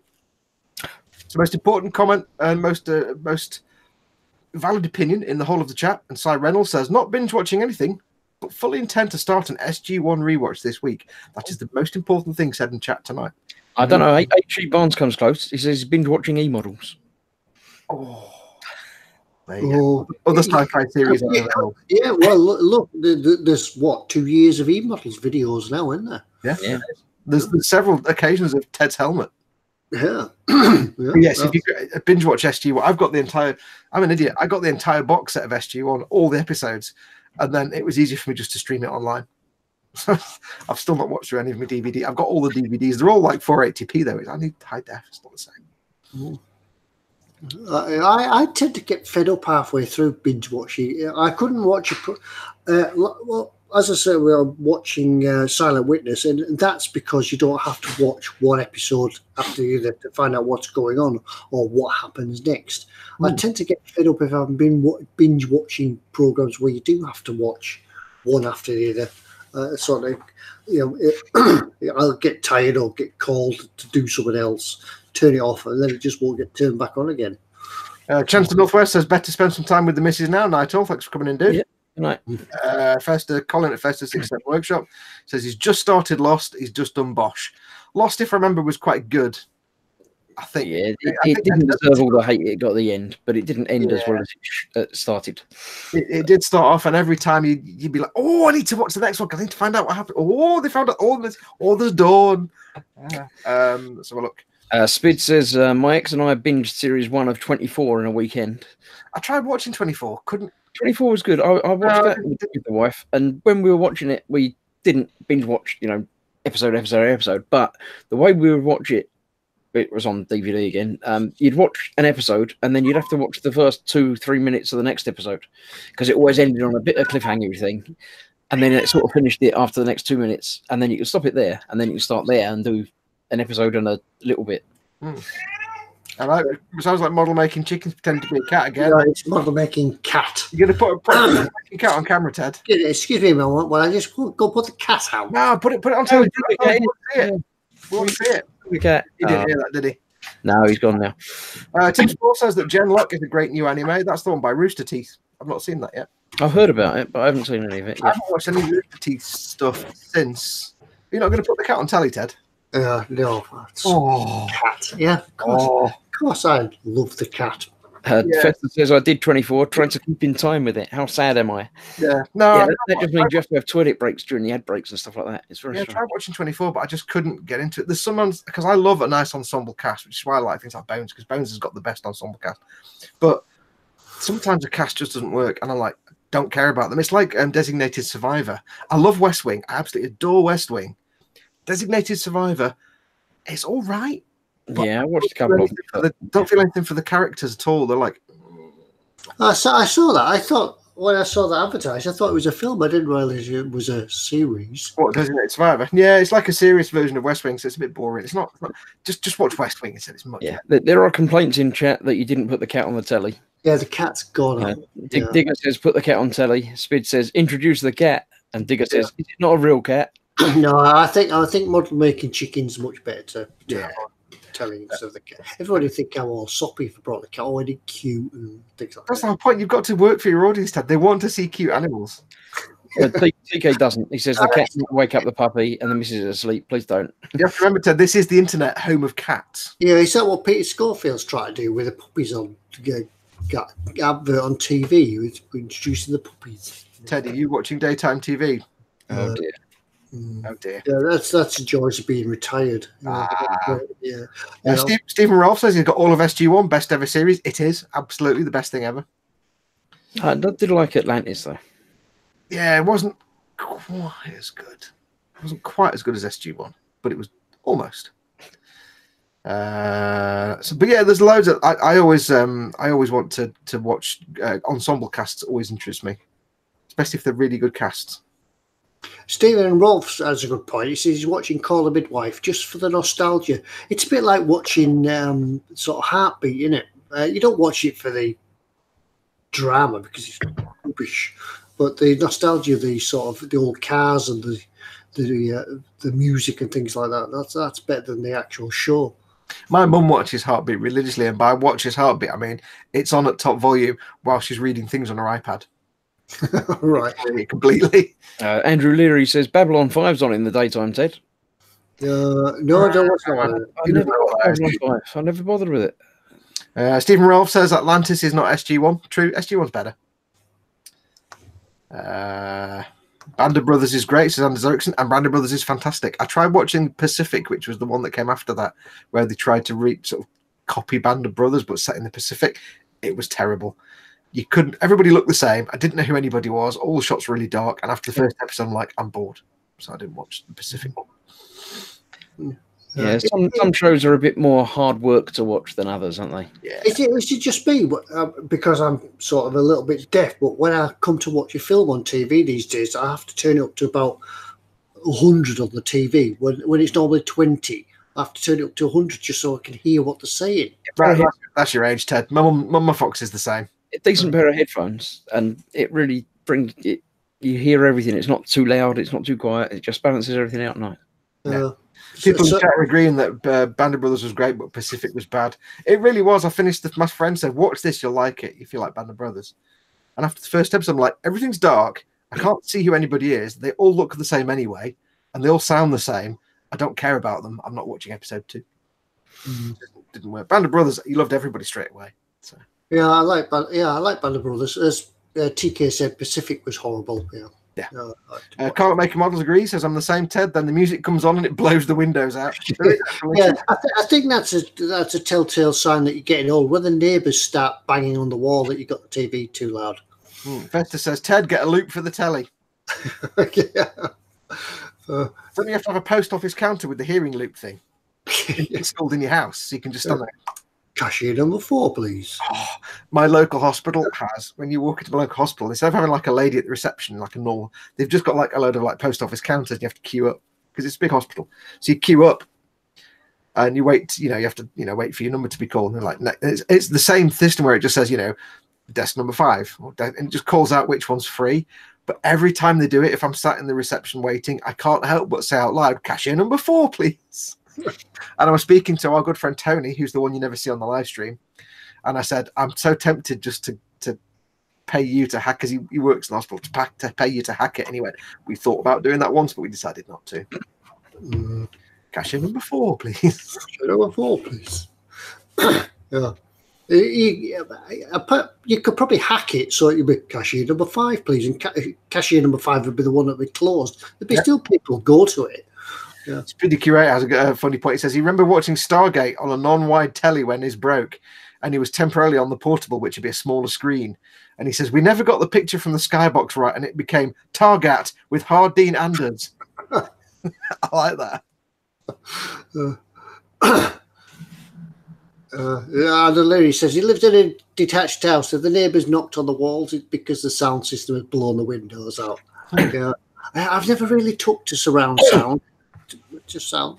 I'm used to listening to TV on a tin box. Yeah. Stephen Rolfe says, "How about it's not sci-fi, but The Blacklist?" Yeah, I've watched The Blacklist. I enjoy that. That's very good. What's that? The Blacklist. Is that a political intrigue type thing? No, it's a sort of FBI type, criminal underworld type thing.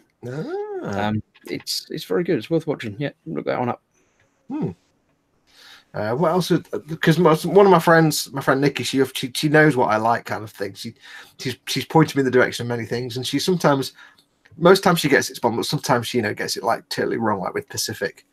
What she tried to get me to get into CSI once. I'm like, nah, CSI is just nonsense. I can't be doing that. It's too nonsense. Digger's just off. He says he's got to go, chaps. He's got to check the sheep. It's lambing time. Ooh, good on. Let us know, lambing, dude. Sheeping. let us know how many you get next week. That's a nightmare time for farmers, isn't it, lambing? Because they've got to be up all the time, and it could be any time of the day and night. And oh man, I've heard of farmers putting like CCTV cameras in the barn to watch the sheep, so they can go have good luck with the digger, because it's a tough time for farmers. That a lot hangs in the balance at lambing time, because it's an investment in the future, and if it goes wrong, it goes wrong. So good luck. Yeah. Oh, well, time's getting on, isn't it? Quarter to 11, 15 minutes left. What have we got left to do? Some stickers giveaway? Should we? Just to say, Osric 9000 says, I love Blacklist. James Spader was born for that role. Brings it back to Stargate. I like that. Yep. Yeah, is it sticker time? It's sticker time. Yeah, we'll do a double sticker giveaway. We do have a question. We've got a question that's come in. Yes, so we're doing it as Phyllis mentions. Has anybody seen The Wire yet? Bored me, The Wire. Yeah. Remember, we're doing a double sticker giveaway. Instead of doing like lots of different ones now, we're doing one where you win one of each. You get a big fat sticker, a small sticker, a big fat sticker, and a small sticker. Yeah, and you may get a bonus sticker whoever sends the stickers out. Now, don't forget, of course, again, because by this point in the time in the video, there's always a lag between audio and video. Before we do the giveaway questions and that and this and that, refresh and drag. Refresh your browser and drag. Little red button just down here somewhere. There should be a live button down here somewhere on the should be about over here by now, or is it? This is kind of there. Other side. No, it's that side. Yeah, there you go. Yeah, you need to just push it. People are already answering, Ted. Push it on. So, refresh and drag. There you go. Yeah. So you will get a big sticker and a little sticker, and maybe even a bonus sticker from whoever sends a sticker. Sticker and maybe something extra. Yeah. And the question is for this week. This week's question comes from Stephen Hill Harris. Osric 9000 says boomerang. That's the word of the week every week now. Boomerang. Boring. Yeah. So Stephen Hill Harris from all the way over in Merca. He said it's hi Chris, Ted and Foxx, and glad to see the show is on today. Today is President's Day here in the US. I never gave you my fact of the day, but carry on. Yeah, we'll do your facts of the day after. We'll do your facts. We'll do it after. We can close with your fact of the day. Close with your facts of the day, and a leaving note, the fact of the day. We could do it that way, couldn't we? Yeah. So that way, if you forget to do it at the start, you can close with it. Yeah, covering our backsides. Anyway, it's America's President's Day over in the US. Good on the president. So here's a question for the day. George Washington was the first president of the USA. Who was the second president? Go. Who was the second president of the US of A? I don't know the answer. I know the answer because I've just opened the email. Well, there is that. I haven't got it open on me at the minute. Yeah. No, it would be useful if I knew the answer, because then I'd be able to see when someone got it right. I can hear the cat again. The cat's come back. On camera. Lyndon Johnson. Even I know it wasn't Lyndon Johnson. John Adams. There it goes. So Cy Reynolds. Cy Reynolds, yeah. Cy Reynolds is the winner. Send us your details to ted@emodels.co.uk. Yeah. And we'll send you a double sticker and a bonus sticker. Yeah. Whatever might fall in. And say you won both stickers. Yeah. What's next, Mug? Where's the cat? I'll just go get the cat. Hang on. We want to see the cat, Ted. We want to see the cat. I'll do the fact of the day while you go and get the cat. Yeah. Okay, today's fact of the day. On this day in history, in 1519, Hernan Cortés leaves Cuba for the Yucatan Peninsula, Mexico, with 11 ships, 500 men. Anyway, next. How many made it? I've closed the tab now.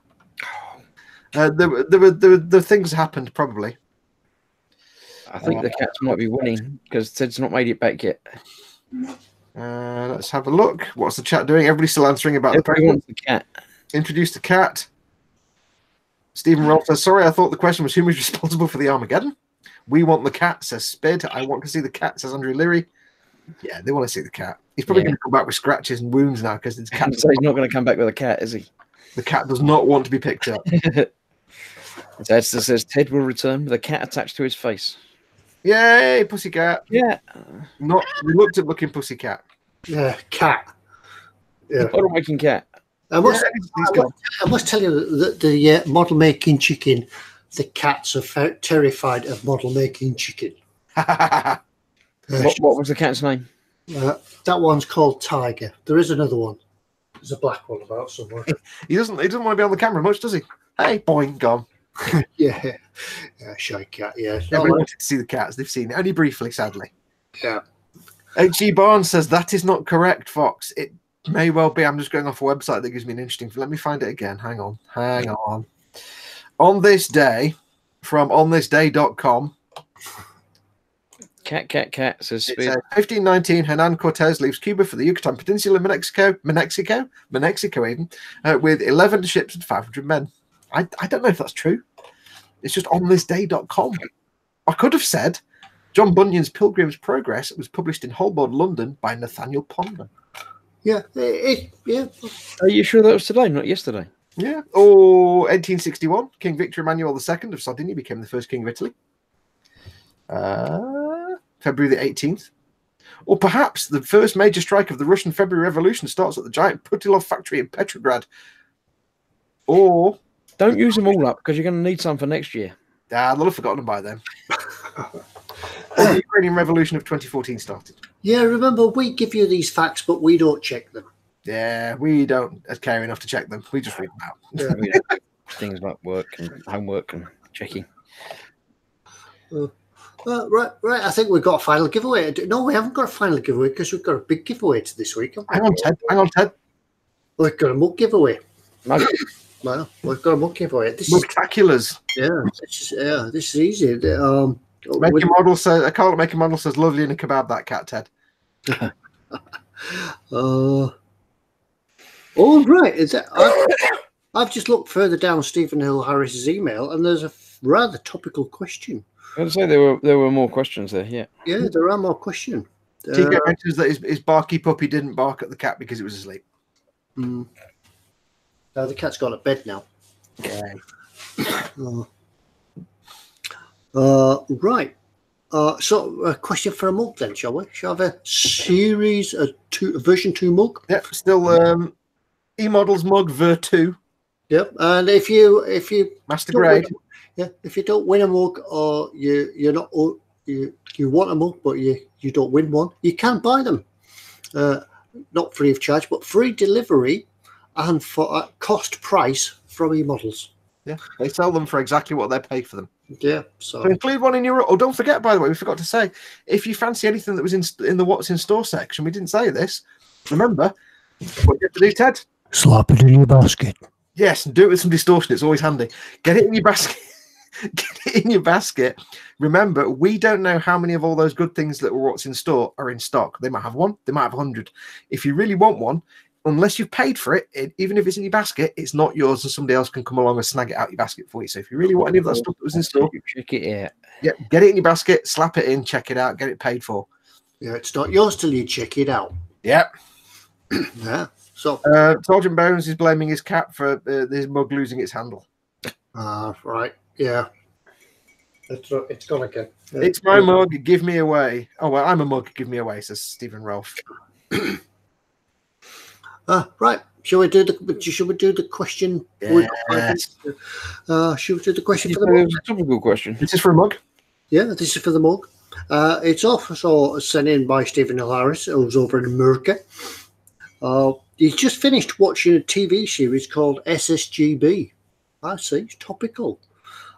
Concerning a Scotland Yard policeman in German-occupied Britain. Oh, it was rubbish, that series. I couldn't stand it at all. It's topical, though, isn't it? Binge watching. It might have been good, but everybody was mumbling and I couldn't tell what anybody was saying. But carry on, sorry. It was a great idea, badly executed. Yeah. Anyway, he wants to know who wrote the book SSGB on which the series was based. Go. Yeah, it was one of those series where it was like, it looked really nice and they got a lot of effort. But everybody went, and I was like, I can't, even with the volume turned up, I can't tell what you're saying, so I can't watch it. That's what they talk like in Scotland Yard. I don't know the answer, but we've got Sally James, Thomas Harris, a writer. Cy Reynolds wins it again with Lindy. And Dayton. Yeah. So what we could do, we can get the guys at eModels you're a sticker in the mug. Yay! So send us another email. Yeah, send us an email to remind us to send you a mug as well. But make sure you put in the email to ignore the other email, which unless we'll just send you twice so many stickers. So I don't know. We just told you that you're going to do it now, aren't you? Yeah, So I know you've already sent the email. He's already sent one, yeah. Ty Randall says Google Foo King of the lab. Yeah, yeah. Just say that the glorious Ted has allowed me to win a mug tonight, and I think Ted's far superior to the other two, and I'll forward that off to eModels, and they'll see it, and they'll send you a mug. And you never know, he might win the big giveaway as well. TK says Wurst. Simon Boyd says the book was awesome, apparently, about SSGB. Yeah, they didn't mumble in the book then. Yeah, I mean, it really was like I thought, what this looks really good. I'll watch it, and I had I've got no hearing problems. I've got a surround system, so I can tell what's going. And it was like, I see. You just in denial. It comes to us all. You have to turn the sound up. No. You have to get the neighbours banging on the wall to tell you. You'd be surprised the things I can hear actually from a great distance. I don't know. I think me and Ted could start talking more quietly, and you wouldn't be able to hear what we were saying, and then it'd be all right. You perfectly, my child. I think it was all right. That's not talking. You're just going. You're just being extras in the background. Rhubarb. Mumble. Yeah, have you seen those extras in the background, like Coronation Street, and the start the talking wheel? I was actually watching an episode of Bones yesterday, and it was a bit where they're walking through the FBI office, and you've got people walking around like with bits of paper in the hand, doing all the people in the FBI office walking around. It's always dead convincing. Apart from they walk past this corner, and there's a bit of a wall here, and they go into a lift, and there's an extra that walks past in the background, just a really fast little 2-second thing. He walks past, and as he goes past the corner of the wall, he just stops, but he doesn't stop. You can just see his back, and just kind of stop, and you're like, oh, it's ruined the whole illusion. This one extra that just stopped a little bit too short, and you can see the back of his coat, and you're like, oh, because he just walks past and goes, killed it. Oh, man. Completely. Yeah. Dave Cardboard says extras all mime, and HG Barnes has spotted it as well. How many times in the show did they turn their heads to no? Oh yeah. Okay. And it always makes me. It does make me laugh though, because my dad used to work on Coronation Street many years ago. He was a cameraman for like 20 years. He worked on it, and it's true because like they kind of changed it after a while, where you could actually the extras were just allowed to talk, but quite quietly. So you see in the Rover's Return, they're all just talking, they're making noise, but they kind of. But like you go to some things where the extras just don't make any noise, and they don't bother putting in sound effects to suggest. So you might be like in a crowded restaurant or a pub scene, and you've got the main actors talking. And the extras literally are just going, and it's like you need to put some kind of ambience in there or something. Sometimes makes watching TV a little bit more exciting when you're not interested in the main actors. You're just interested in what's going on in the background. I used to love watching all the extras in the Bill. It was great in CID. One of my friends was actually an extra in Cracker. She was in the police office. She was in a few episodes where she was the background extra. And she said, you get to know all the people and you just have, talking with them and stuff. When you're in an office scene, she said, it's amazing because you do sit there and you've got a pretend computer and you sit there like working the keyboard and look at the screen and you might pick up the phone and you kind of get into the character of pretending to be working in an office. And then, so when she told me that, I started watching programs where you've got people in offices and they're doing stuff. And you can see the extras are taking it really seriously because they're doing computer things and they're filing papers and it's like, it's just all made up, but it's great. It's unlike when you watch episodes of Airplane. Remember Airplane and Police Squad, where the extras were the fun in the background. Oh God, yeah, you want to see that? Jimmy Bones says hi, Fox's mum. Right. We're nearly in time for wrapping up. So what have we got left to do? We could give away. I think we've got to give something away, haven't we, Ted? Yeah, I think we might have something to give away. You might want to look it on you. We haven't got time to give it away now. I might as well. I mean, no, Yeah, oh, never mind. Thanks again. Come again next week. yeah, it's got to 11 o'clock now. The clock's ticked over. So Too late. if we're going any longer, we've got to start paying license fees and things like that. Oh, hey, yeah, but if we're going longer, we get paid. I Mm, think we've definitely got time in that case. We've got time and a half after 2 hours, don't we? Yeah, union rules. If we go over, how long have we been going for? 2 hours. Over 2 hours, we get paid. And we get double bubble. Yeah, dabble babble, as they say down south. Dabble. do we get a day back for holidays? I Yeah, think we had that one last. phrase that Northerners can't say because they can't. We're not allowed to say double bubble. It doesn't work with the Northern accent. Double bubble. You've got to say dabble babble. It doesn't work at all with the Northern accent. Yeah, double bubble. It just doesn't work, does it? We discovered our weakness. Yeah. The most we get to is time and a half. Time You and can't say grass either, can you? we can say grass. No, you can't say grass. Grass. Grass. Oi, oi, Savoy. Grass. Grass. Tell you what. Should we give them some away? We haven't given. Them Yeah. Should we do something? Should we give something away? Yeah. Have you got a picture of what to give away? I hope you have. I haven't. I haven't. I gave you the link, didn't I? Facebook's Ted. Well, Shall I go and get it? Shall I go and get it? Hang on. Yeah, we were going to give you some of the way, but we forgot what it was. So we're giving away. I'm giving you away something. Let me go and find it. Yeah. Honestly, I says to Ted, I said, Ted, I said, are you in charge? And I said, oh yes, I'm in charge. Like, brilliant. You then. And I said to him, you know, I said, yeah, anyway, we'll have to think of something. Yeah.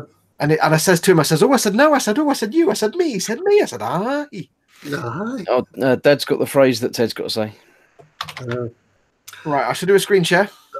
Right. I'll look first. I'll look on you then. What's your phrase, Ted? Sure and telling can. No, not that one. No, not TK. Ted's one, not TK's one. Oh, TK's one. 2 up 2 up. 1, 2. from Dad. 2 is 1 less than 3. Yeah. Oh yeah. Yeah. Every time I look at it, it's TK's. Yeah. Keep counting up, but it's TK's word again. They do dad, don't they? They do don't. Yeah. How can you get that wrong? Because I'm not scout. They do dad, don't they? How can you get a scout wrong, Ted? Did you do? Don't you do? Did you? They do. Don't do that. They do dad. Don't do that now. Don't do that. Stephen, well, I'm going to bed, have work tomorrow night. All has been emotional. Cheers, all. If you hang on for 5 minutes, Stephen, you'll see what we're giving away. Yeah. 5 minutes. Find out how you might win it. Yeah, because the 5 minutes you're going to spend with us, you're going to be going for a wee anyway. So just give it 5 minutes. You'll be all right. Yeah. So I'll do the screen share. We're not responsible for any accidents if you really, really needed to go for a wee, though. No, and they do, don't they? Hang on, they do. It might be a duvet. You got to hang on. It might be a duvet. Hey, hang on there. Hang on. Calm down. Do you want to look on me, Ted? Calm down. It's locked on you. It's locked Is it locked on me? Has it been locked on me for ages? Yeah. I shall look it on me, and there you go. Ka-ching. Ka-ching, yeah. Well, I built this when I was probably not this exact model, but probably an earlier tooling of it. Yeah, you're getting the box of Ted's model that he made. Yeah. I think with the CGI, this is the new tooling because the old ones, they don't tend to give you the CGI renders. Yeah. And this is a CGI render. It looks a bit more detailed than What's happened to the propeller? space. It's a space plane. Yeah, it's gravity. It's gravity. Did you do? It's gravity. Steve Rolfe says, "Oh, hang on, just." Yeah, it did have a propeller that got nicked. Now, this looks a bit unusual to me for the cockpit, but that's because it is the 262B. We're all used to building the 262. I didn't realize it was a 262B, which has a bit more of a primitive cockpit. I think I could be wrong, but look at it. It's a night fighter version, with hence the radar on the front and things like that. Yeah. Well, the thing that was catching me was the framing on the canopy, because it's got a canopy frame, whereas the standard 262 had a bubble frame, didn't it? Yeah, it looks like, More of a bubble frame. Could be a 2-seater, couldn't it? Could be. I don't know, actually. Is it a 2-seater? Can't tell from the renders. But I don't know for sure, but the fact it's got CGI renders, CAD renders, does suggest to me it's a modern tooling, not an old one. Oh, there's blurb here. No, it's historical information. Oh well.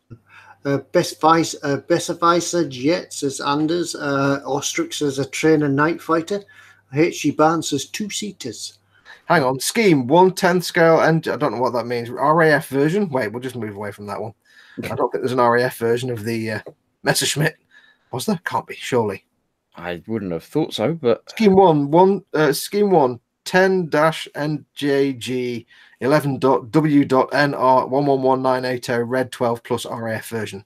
ah, That's not even real words. Yeah. Michael Jackerman said a two-seater radar operator was in the back seat. Ooh. So that looks mint. So yeah, that's a nice 1/72 there. I think it looks like a modern tooling. Uh-huh. So because it's not like £3.99 at the local art store. It's actually looks like a proper 1/72 scale kit. Yeah, it's not It's a more recent puppy. not a starter kit, this one. No, no. You won't be building that in 3 hours. H.G. Barnes says, I'm buying that. Well, you might not have to buy it. You might win it. Yeah. Or you could buy it anyway, and then you might You can buy two. Yeah. Yeah, and you can do a thing then. Shall we tell? I'll stop sharing. Shall we tell her how we? I shall close the thing down. How can you win this? Right. And send a check to model. No, don't. All you have to do to win this is leave a comment under the YouTube video, which will render itself and be available on the eModels YouTube later on this evening. Yeah, leave a comment on this show, basically, once this show is finished. Yeah. All you have to do is leave a comment. Any comment. Yeah. Tell you what, a comment, policeman-based comment. Yes. A comment about a policeman's... No, let's not do that one. No. It's family friendly, because we might have to read it out next week. Yeah.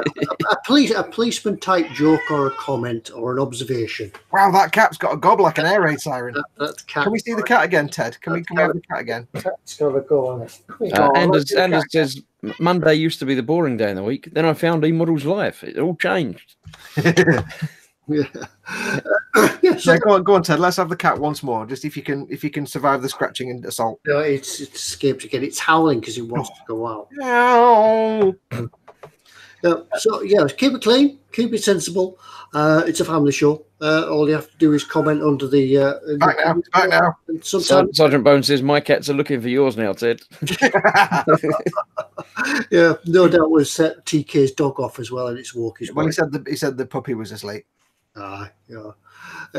Anyway, yeah. So that's all you have to do. That we do it this way so that those of you who haven't been able to get in and watch us live and stuck with us to the end, you can take part as well. So just wait till this about 5 or 10 minutes after the show is finished. It should render and be a video on the channel. It'll be on the front page of the eModels YouTube channel. Stick a comment on there as normal. Your comment about, what was it, Ted? A policeman comment? The policeman's lot. Yeah.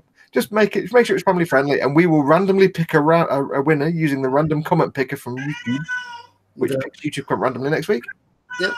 And in the meantime, I'm going to have to go and strangle this cat. Yay!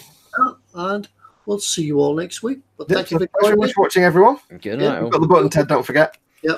Press the button before you have to go. I just thought you were edging away there, and it's like, no. Yeah. Right. Good night, everybody.